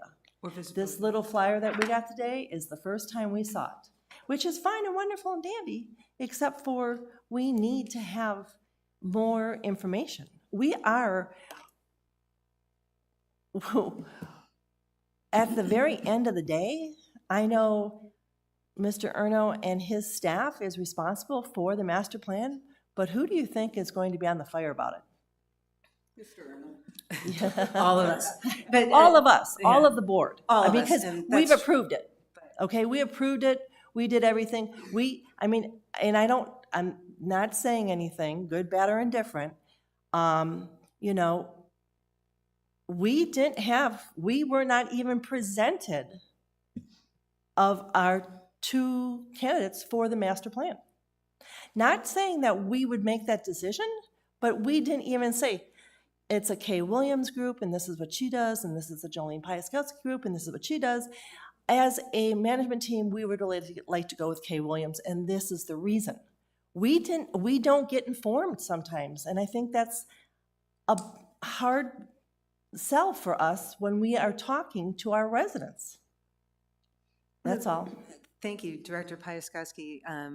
I do know that what we talked about last time, regardless of whether we establish this role or not, Stephen and his team will be here at every workshop to give us an update on what's transpired previously, but more importantly, what's happening in the next 4 to 6 weeks in an effort to improve, no matter what we do, because everything is moving really quickly. And so we've asked that Stephen and team definitely come here and actually present that to us so that we can be. And I'm not saying that's the answer, but that's one step. To your point, we're all residents like you are, and any small thing that occurs, I believe that you may all be able to understand this, but I think everybody here on the board will receive messages, emails, et cetera, from any small thing that occurs. So sometimes those things we're caught a little off guard. We're working on this one. It's high priority for everybody in the community. So I can hear what you're saying, and I know that so has our general manager, Stephen Erno, has heard us say this. We do need to tighten that up. I would agree. How we do that is, I think, something that we're working on by having these regular updates. It'll just have to get better over time, right? Okay, but again, we have 2 meetings a month. We have a workshop and we have a general meeting. So if we had someone that would communicate with Stephen and with Sabrina, then they can communicate. I don't know, it's just, communication's not all that in a bag of chips sometimes here. Stephen, is there anything you wanted to add? Yeah, listen, I take great exception to that. The reality is that flyer you have literally was just created yesterday. There's, the level of communication can only go so far in the sense that, to your point, this is moving very, very quickly. So, which is a great thing because we're coming along and getting a lot of engagement, a lot of things happening. We do provide information as quickly as we possibly can to the governing board. And, but things change quickly and things are happening quickly in a good way. So to that point, there's only so much. I mean, again, other than, if I were to literally on a daily basis provide an update, which I think is certainly not a good use of my time or staff's time to do that, giving a monthly update as to where we're at, and you're going to see it. You see it through this. We provide information to the board as soon as timely possible. So I do take exception to that. I absolutely make sure that staff provide updates. Does it get to the level that maybe some would like? Perhaps not. But it's to the level that's appropriate as operations is doing its thing and updating the board as where we're at. I can't make it any quicker. I can't provide up to the minute updates as to where we're at with things. So to that point, I would say that we do the best we can to make sure we get information to the board as quickly as possible. And this is one thing, again, we just literally added all these dates and put together this flyer and made sure that you had it today going forward. So. And the flyer that we're discussing, by the way, for our residents, it looks like this. I believe it's got to be on our master plan website. Please hold. We haven't called for resident comments yet. Anyone, other directors who haven't spoken, or Director Chatton? You promised us, and so thank you, Director Chatton. Thank you, President Novello. The board's responsibility is oversight, and that's all that this is about.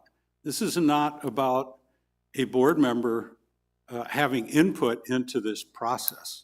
It's about a board member observing what's going on, another set of eyes. I don't think that having another set of eyes is going to cause a problem. We're dealing with professionals. Jason's a professional. Sabrina's a professional. How could observing them and reporting to the board on more than a monthly basis be a problem? I don't see that at all. And I sincerely hope that staff does not take this as distrust. That's a bunch of baloney. It's just simply observation for the purpose of communication so that the board can find out things maybe a little sooner. And if they do have an issue with what they're finding out, they could potentially request some action through the board. I think we have a wonderful staff. I wasn't happy with the process as Director Piaskowski was in the hiring of them. I thought we should have had a presentation from them before the commitment was made. But that's in the past. Let's move forward. I think we've got a great outfit that's doing this master plan. I think they're going to do a wonderful job. I think our staff is going to work well with them. I don't see this necessarily as a new vice president.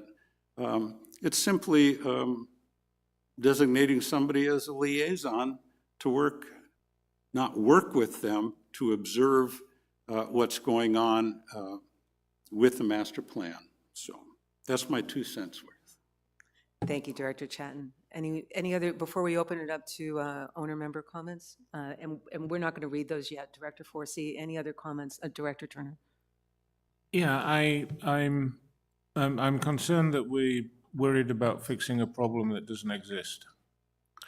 I don't know what additional information I, as a board member, would get from the vice president who's acting as a liaison, and how timely that information I would receive, that I wouldn't already receive it from the general manager and his staff through other communications. I don't know that there's a problem there that needs to be fixed. Okay, That's my main concern. We will get updates through our regular meetings. We're still able to communicate with the general manager outside of the meetings about the process. We're able to go and observe the events on this list if we wish to go. I would counsel against the entire board going to all of them, because again, that will have an effect on the opinions and views that we hear from the membership. I think it's vital that our members and residents can put forward their views and ideas to the consultants without a board member standing around listening. And I think it's vital that Sabrina be able to get on with the job of working and liaising with the consultants to make as much of that happen as possible without us getting in the way. And Director Forsey did have a comment, so before we go to others, so apologies. Go ahead, Director Forsey. I think what Nick said is very good, and that's part of what I was thinking. Just like Director Chatton said, this we've hired professionals. Stephen was hired. He is a professional. He has the background. I don't believe anything has been withheld from us. I think we should go forward with, like President Novello said, with Sabrina and Stephen giving us an update before we suddenly put in first stream. Director Chatton, I think you had your hand up as well. Did I misunderstood? Other directors then with more to add? Director Schlemmer?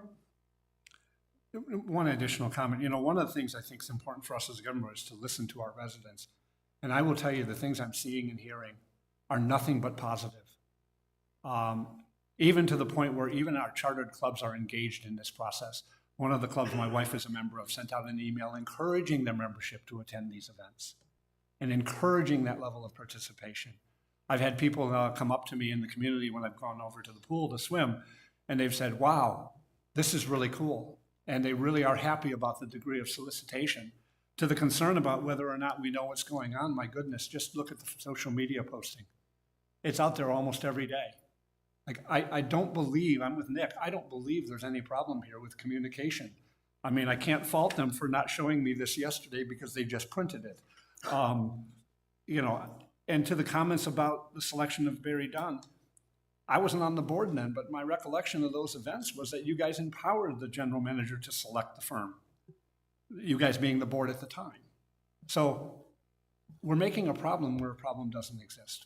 Thank you. And I think as Director Chatton mentioned, this is something that we've already discussed as a board in terms of the selection process. We heard our concerns and we will move on from that, but thank you. Before we look to our residents or owner members for comment, any other comments from our directors at this time? I will say, we're going to open it up. We've had a very patient resident standing, waiting to speak. As several of our directors have alluded, we're open, and we've been working very hard to be more open to resident input. We've been out at these events, at other events, and present in the community. I really do want to express that, like my fellow directors, I've received visits, I've received people coming to the president's office hours, I've received messages, but mostly those grocery shopping trips to Fry's have become even longer. So again, I'm not complaining, I'm only saying that folks feel comfortable coming up to us and expressing their views, and I've heard them all.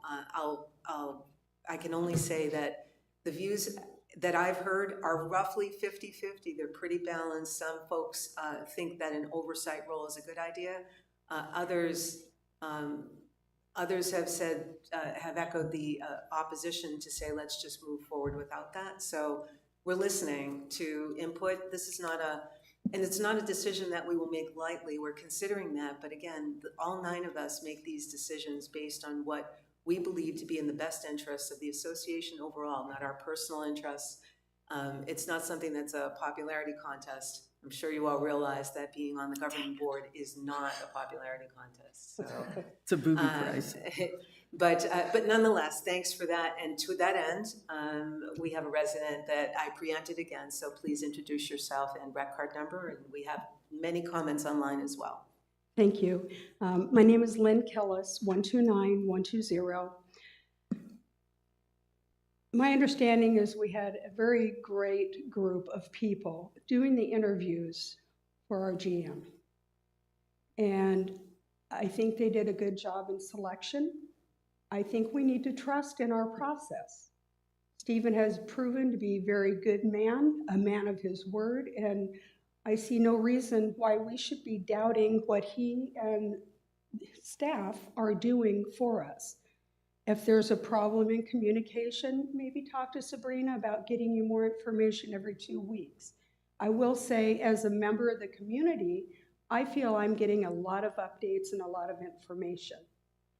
I would really hate to see us go back to the kind of governing board and static that was going on in our past with our past GM and start picking at that and dragging things down again. I think we have a wonderful opportunity at hand. Yes, maybe you should have been informed a little better about the company that was chosen, but that's past. Let's move forward. Let's give Stephen and the staff the opportunity to do what they want to do, what they have been charged to do by all of us. That's it. Thank you. There's one thing that I'd like to offer in way of response. I really want to make it clear that those who have spoken about this role, whether they're in favor or not in favor, every single person I've heard, every director has indicated total trust in our staff. The role is intended to be oversight. So I just wanted to make sure, no matter what happens, no matter how the board votes, right? We are a collective and we'll vote on this, but we do want to, I did not hear anything that indicated that. So I just wanted to put that one to rest. We stand behind our staff on this. It's a matter of how some of our directors are viewing oversight and how we want to improve that going forward. That's my understanding of the proposal at hand. So, thank you. Gary Bosack, 102585. When you all signed up for this job, you agreed to put your life on hold for 3 years. And you do a great job of participating and taking us down the right path. I would not want to be the person that you're describing doing this. You're setting that person up for failure. They'd have to go to virtually every single activity if they're going to observe the way this process is working. Otherwise, they're just relying on what other people have said, things that they've read, things that have become public. Were I you sitting there being asked to vote, what the heck am I voting on? I want to specifically know what the role of this person is, what their participation is going to be, what's the reporting going to look like. There's so much that has not been addressed today in regarding to the specifics of what that role is going to be. Look at that first before you decide that there's a need or not. My personal opinion, you don't have a need. Having been on the search committee, Stephen was head and shoulders above all the other candidates, and yes, the #1 criteria was his experience in Wickenburg with putting a master plan together. So there's no question we got the right guy. Just let him do his job. Thank you, sir. Appreciate your comments. We're going to go to some online comments as well. And Director Forsey, if you could just read them by, you can stop after each of the residents because there have been some residents who've written a couple times. Scott Oblander said, Mr. Erno has been tasked with executing a master plan. He is more than qualified to keep the board apprised. Please do not undercut his ability to do his job. Mary Gannett says, I think it's critical that the board be a part of this important project and not just pass it off and wipe your hands of it. It's a big expenditure and sets the direction where we're going and where our money will be spent. The governing board will ultimately be responsible, the end projected, and the needs to be part of the decision. You don't have to be experts, but don't just step aside.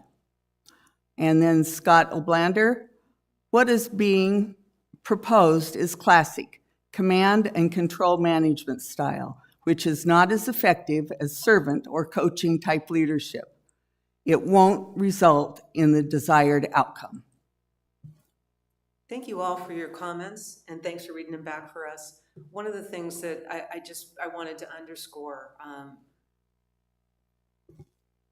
I hate speaking for my fellow directors. We know that that's not a good idea, but on this one, I feel pretty comfortable in saying the 9 of us will never wash our hands of any of this responsibility. We're in it to win it, and we are here to serve the community.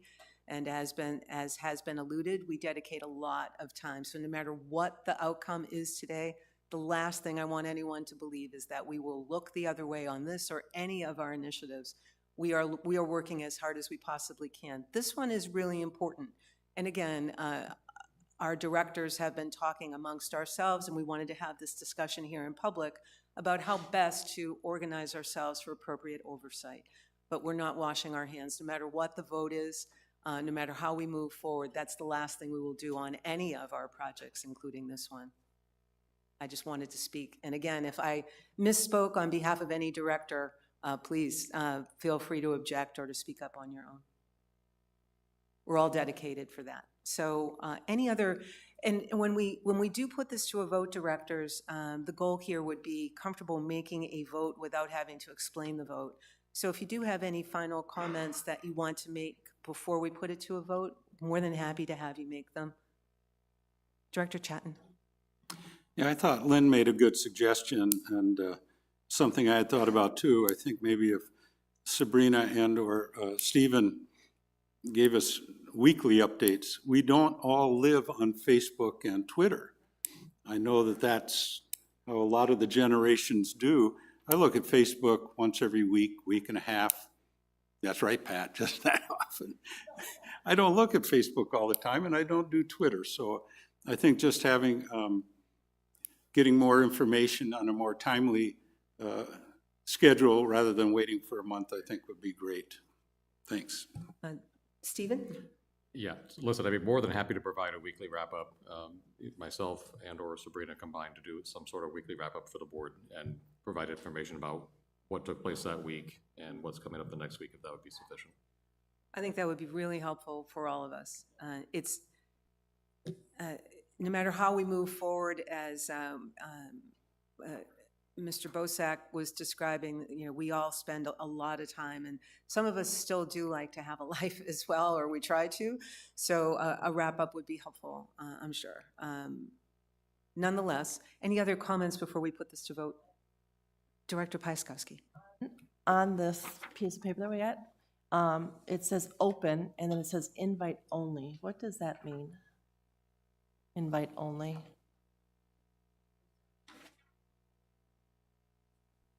So you have yellow and orange. I'm going to ask Sabrina to come up to kind of explain what the difference is between these. I literally just saw this myself as well. It literally just came out, so.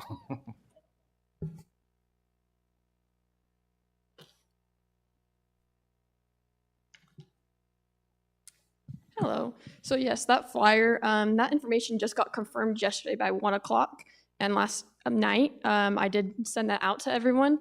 The invite only is those focus groups for internal staff, the board, we're going to do some internal focus groups, and then the ones that are public are the ones that you can find Barry Dunn in our public areas, sports pavilion, lobbies. Those are the ones that then we were asking community members to come and attend. The ones that are invite only will be ones that only get that invite for those specific focus groups, and there is one on there for the board, and we have a couple for staff. Thank you.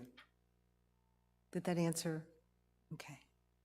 Any other questions or comments before we put to vote? So Director Grom, would you please read back any other late-breaking comments? Okay, thank you again, Director Forsey. Director Grom, could you read your motion, please? Okay, thank you, President Novello. I move the governing board elect a vice president for master plan development to serve through June 30th, 2026, in accordance with the authority of RCSCW bylaws, Article 5, Section 5.1.2. Thank you. We'll start the vote with you, Director Grom. A yes vote establishes the office. Yes. And Director Piaskowski?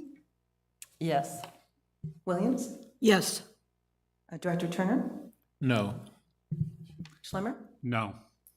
Becknell? No. Director Chatton? No. No. Okay, so that is 5 votes no, 3 votes yes. So this particular motion fails. Thank you, Director Grom, and all directors for considering this so closely.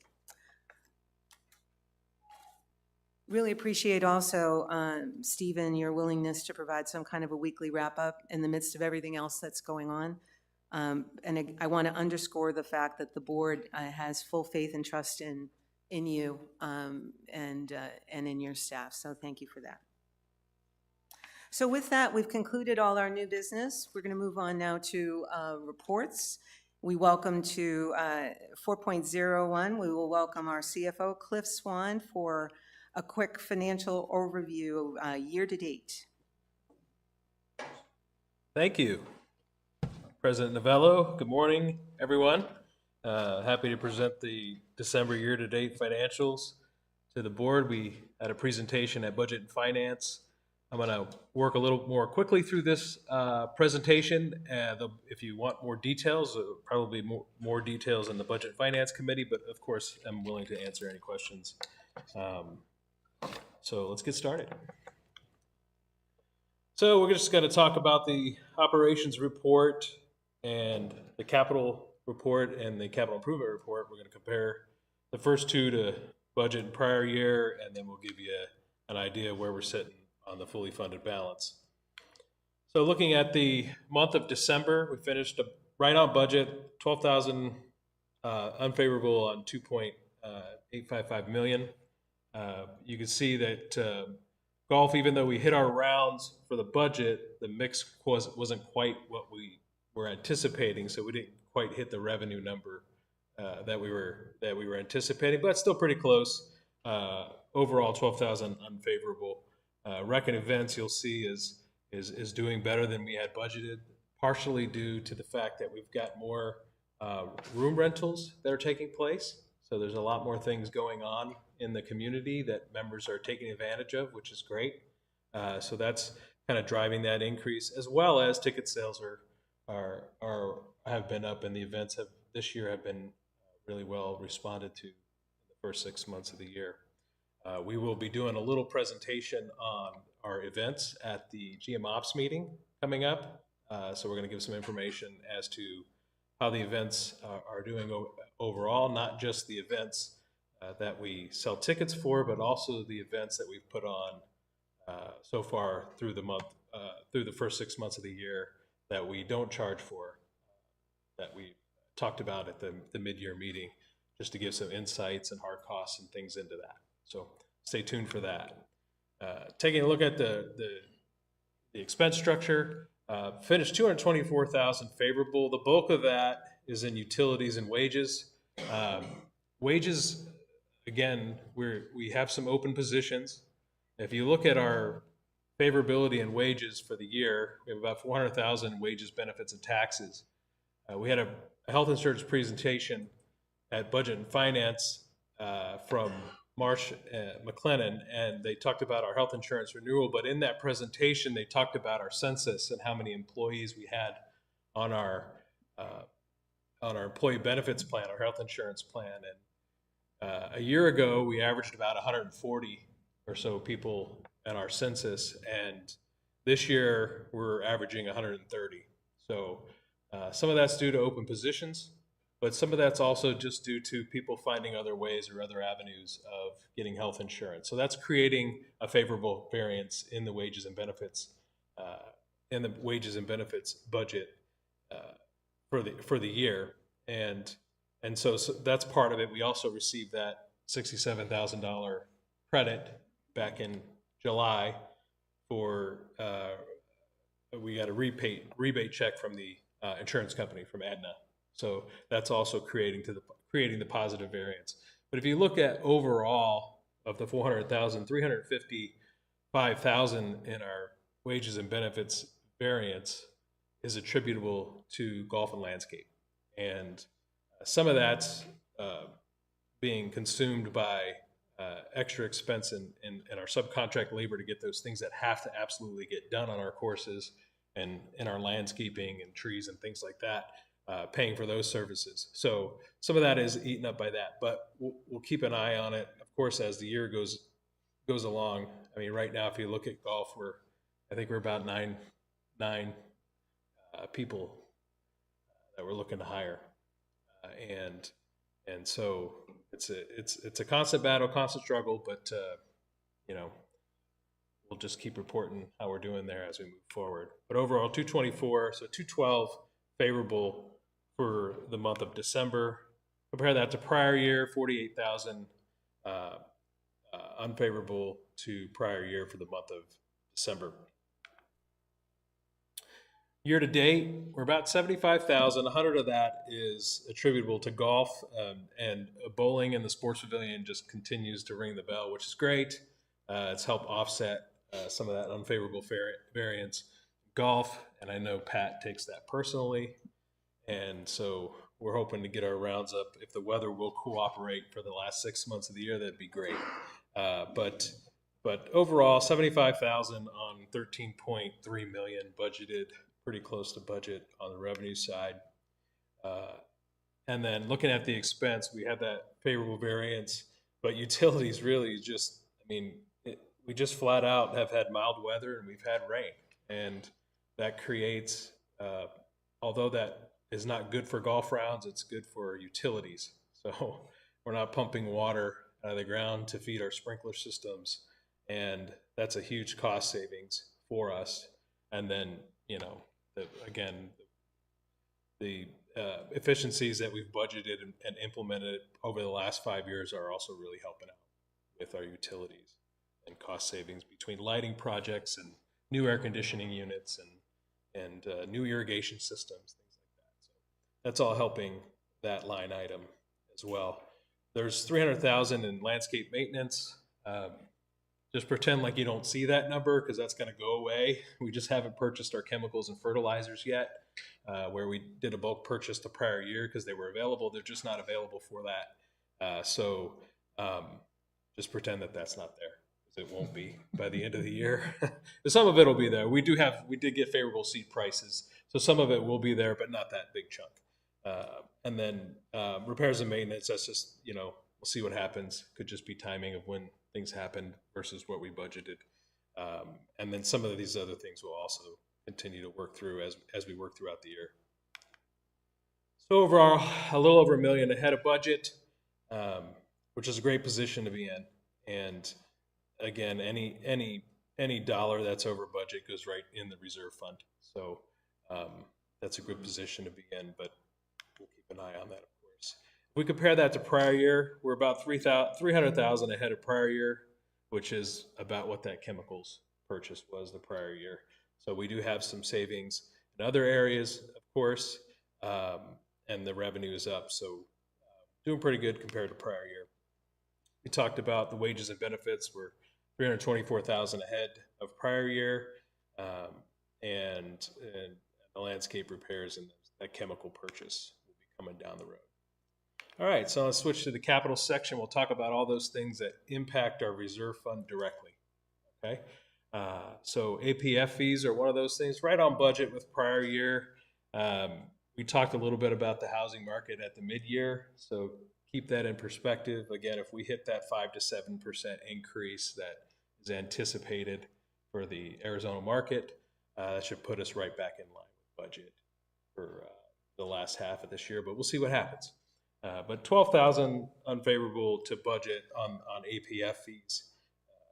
If you look at the investment income, doing better than we had anticipated in the budget by 77,000. We had an unrealized loss of 205,000. I'm sorry, an unrealized loss of 205,000, and then so that put us negative for the first month in our reserve fund. But you'll see year to date we're doing really well. So compared to prior year, you see APF fees is up. We were behind APF fees for the month, and for the year we're behind approximately 30 APF fees, but with the increase in the APF fee, we're ahead of prior year in revenue. Looking at the reserve fund and the realized, we did 439,000 favorable to prior year in performance evaluation change, which is good. We also experienced a realized loss last year, so that's a positive variance in the budget. So looking year to date, APF fees, again, 142,000 behind. If we get that 5 to 7% increase in transactions, that should pull us right in line with our budget. We'll keep an eye on that. Our estimated reserve fund allocation is right on par with what we budgeted. Looking at the investment performance is approximately 1.6 million positive this year, which is very good.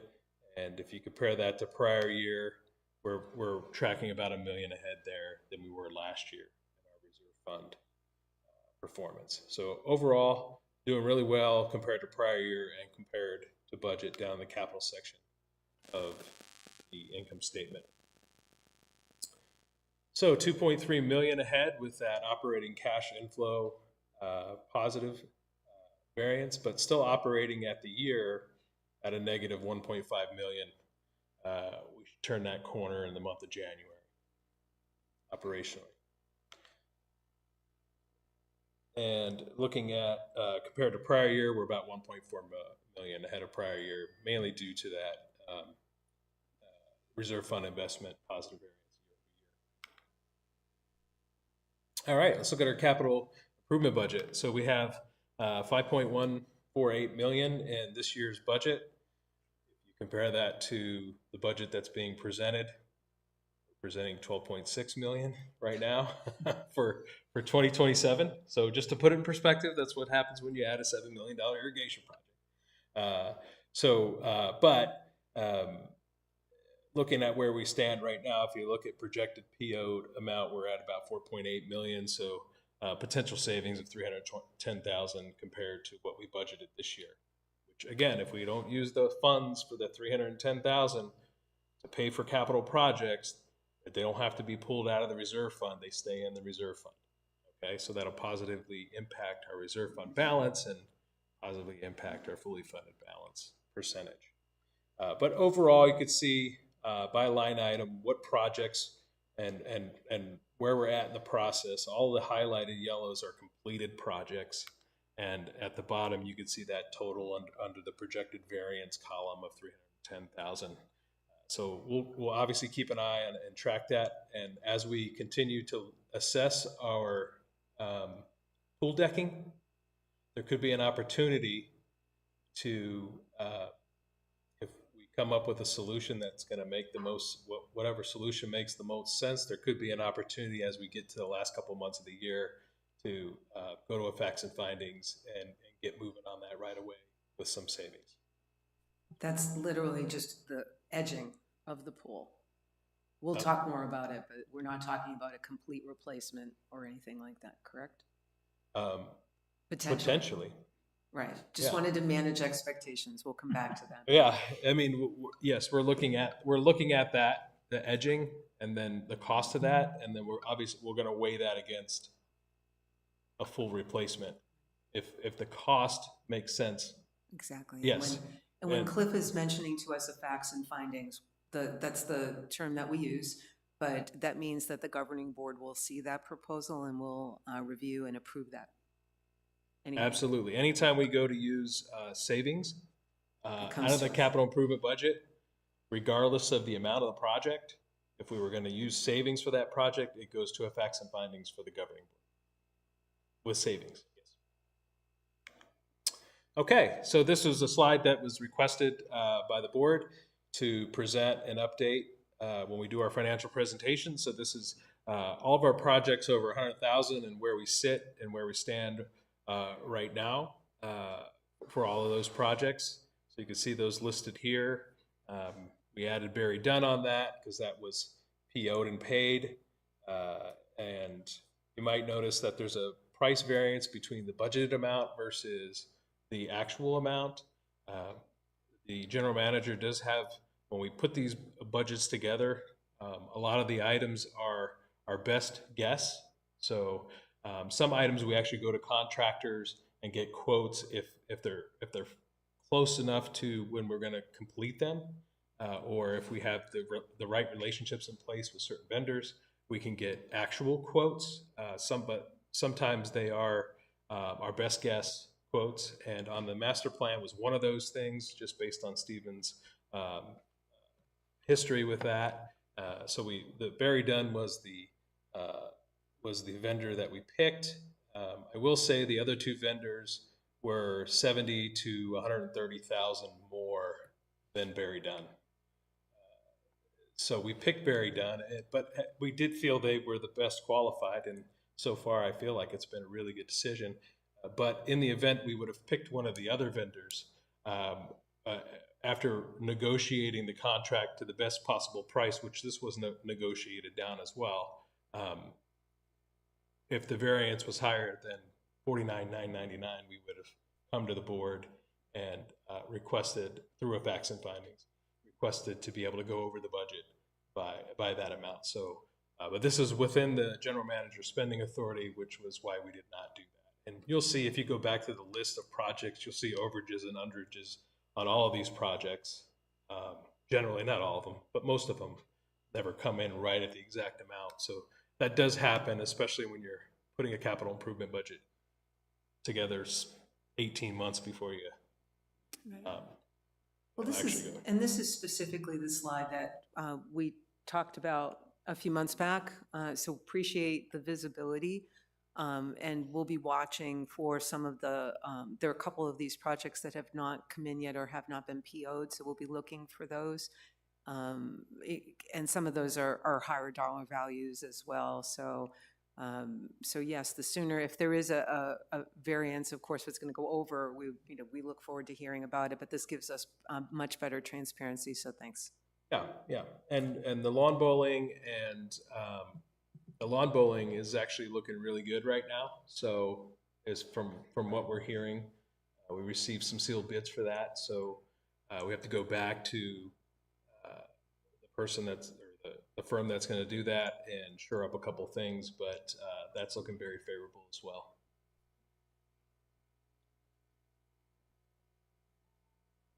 Is that it, Cliff? No, I have more, but he has hand up. I didn't know. Okay. Oh, I didn't. I apologize. I was just. Go ahead. I didn't know we were taking questions yet. Oh, okay. Well, and it's just while we're on this slide, just to take the example there of the pin setters, is that $817,000 the full amount for the entire project, or is that what has been PO'd so far? And there's more to come. That's the full amount of the pin setters themselves. Yes, the savings being displayed there will be savings in that project for the actual pin setters, but it does not include the gutters or if that was a specific item. Right. Yeah. And those had savings as well. So going forward, we can expect to see when there's something in the column that says PO'd amount, that means that the project is complete effectively, or the expenditure is complete. Yes. Okay. When we put that amount in there, that'll be the amount that is specifically for that. Okay. Good question. Okay. All right, so on to allowances. So we put in the budget 420,000 for allowance and unexpected capital expenditures that happen. Most of these, to the tune of 90+% are just repair and replacement items that we just flat out didn't get the useful life out of that we thought we would. So they weren't in the current year budget, or there's something, or it's an unexpected safety issue, or maybe an ADA issue or something like that. So that's what we use these funds for. So we've spent approximately 60,000 through December. I will say, I had Mr. Patty come up to me and tell me that Trail Ridge has a problem with the well, and we've had that scoped, and it's going to be a big hit to our allowances that we're going to have to replace. But that was last done in 2012. So we don't know when those are ever going to really hit. We do keep them on our reserve study, we move them down, and then we allocate allowance funds in case they do. So we're going to have a big hit to that coming up here to the tune of 100-ish thousand. And that's why we have the to pull that out, and that's what those funds are for. Yes. And again, that's a replacement item. That's a repair and replacement item that is on the reserve study. So this isn't some new thing that we're not reserving funds for. All right, so it's all about the fully funded balance and the fully funded balance percentage. So we finished last year at 49%. We budgeted 50% this year, and we're on pace for that. You know, we make adjustments to our reserve study sometimes on a daily basis. You know, our fully funded balance does change when that happens. So, but we are on pace to hit our target number, our budgeted number of 50%. And you'll see, you know, the green items are positive cash inflows. The red items are cash outflows or negative impacts to cash. And it's mostly green, which is good. So we're on pace to hit our fully funded balance percentage of 50%, which will position us for a big $12 million capital improvement budget. And that concludes my financial presentation. Thanks for that. And we started doing these here at the governing board meetings so that we have more visibility and our residents do too. There's a lot more detail that was discussed at the budget and finance, of course, but questions or comments? Director Chatton? Yeah, just a quick question, Cliff. Unrealized loss of 205,000, is that bonds or stocks, change in the interest rate? What's caused that? I would say it's our investment portfolio is impacted mainly by two things. One, the 10-year yield. Okay, so when it's great when the 10-year is at 4.2% for yes, but right now it's about 4.1, 4.2 is kind of where it's been tracking, and that positively impacts us in our investment income and the investment fees, which is good because that's actual cash and we get to reinvest that. Now, when the yield drops, the bond values go up. So we don't make as much in interest and dividends, but our values go up. So our realized we could experience realized valuations or have that valuation change back up. Through December of 2025, the positive investment impact in our reserve fund is about 1.6 million overall. So the valuations change every day. So partially due to the 10-year yield in our bond portfolio, but also partially due to the stock market, and at a tune of about 25%. So whatever's going on in the stock market could impact it. I would say in the month of December, I think the stock market stayed pretty steady, but the bond market yield went up, 10-year yield went up, which negatively impacted the bond valuations. You're welcome.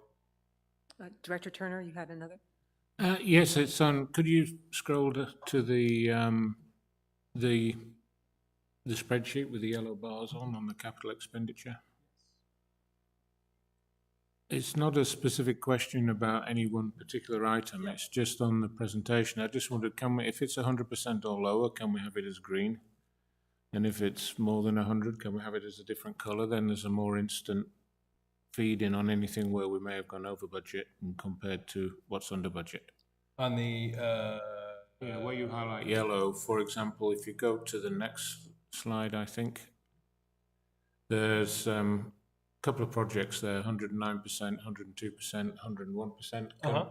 If we can have everything else in green and those guys as yellow, we'd be able to see, we'd just be drawn to them straight away. Sure, And we we can do get that. an idea on an order of scale of how many projects are going under and over at any one particular time.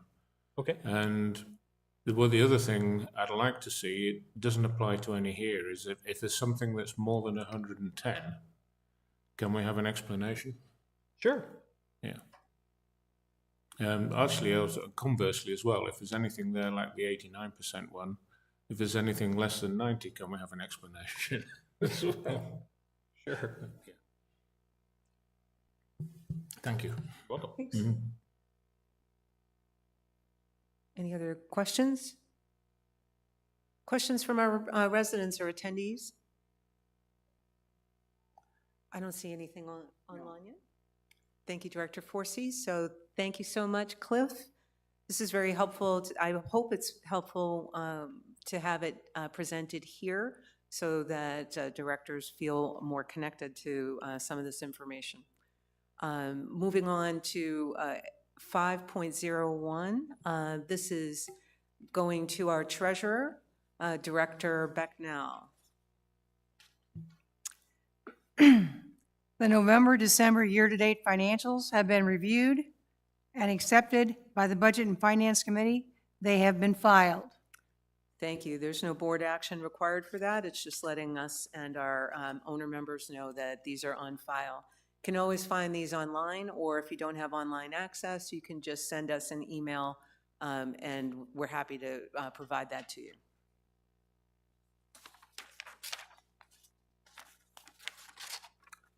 All right, directors, we're moving on then to director comments.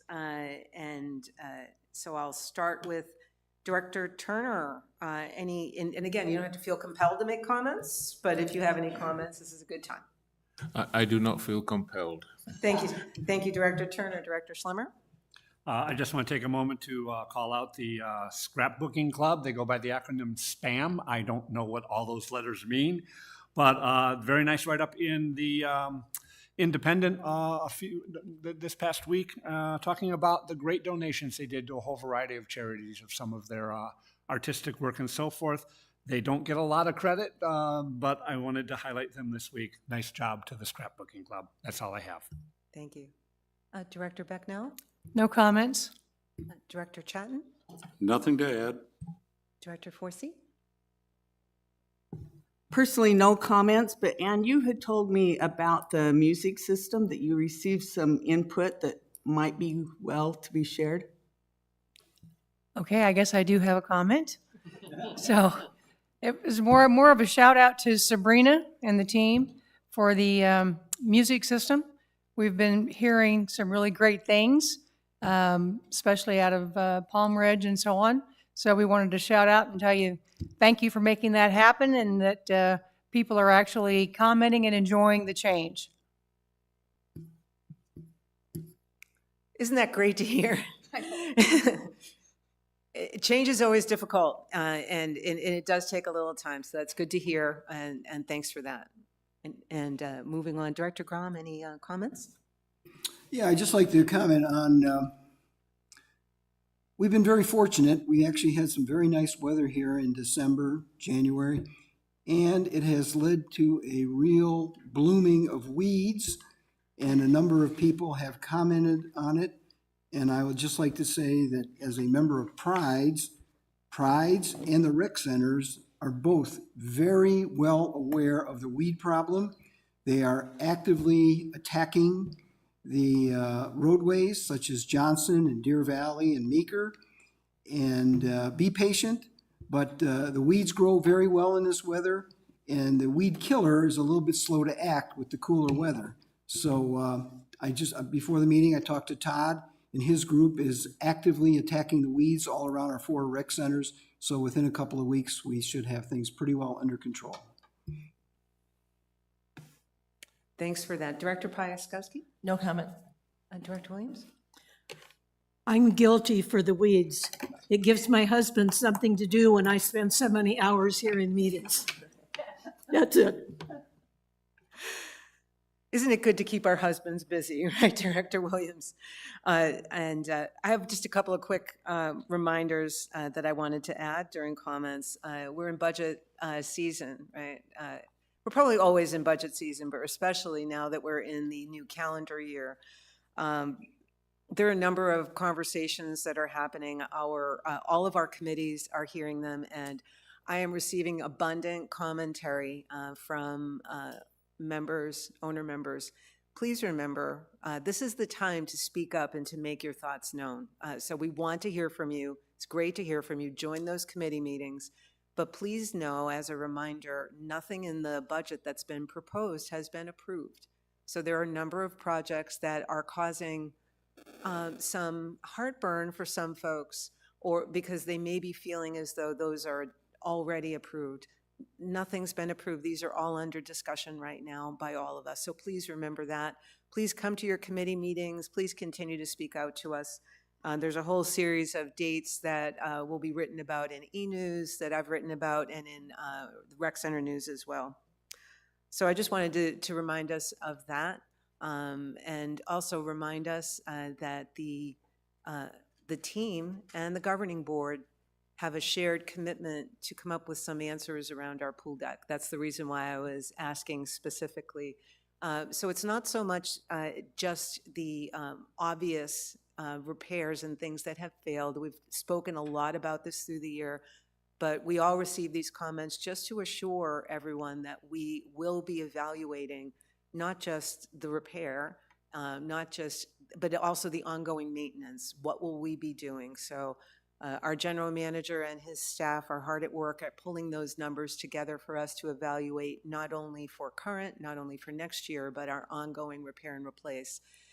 So we're looking at a lot of options, and please just know that we're working on it, and we are good on our word. We will come up with a decision during this budget cycle about what we're going to do. So that said, we'll turn it to you, Stephen, and then I'll go to our resident comments. Just a reminder, if you are looking for a place to enjoy the big game, because we can't say the official word. Oh, is that why? Exactly, you go to jail. You go to NFL jail. We are having a party out at Lizard Acres, so great time to come out. We discussed whether or not we thought that was going to be a good idea, which is maybe what you may have seen on social media, sort of the feelers about whether people would want to come out for that. And the general feedback we got was, yes, they would like to see something like that.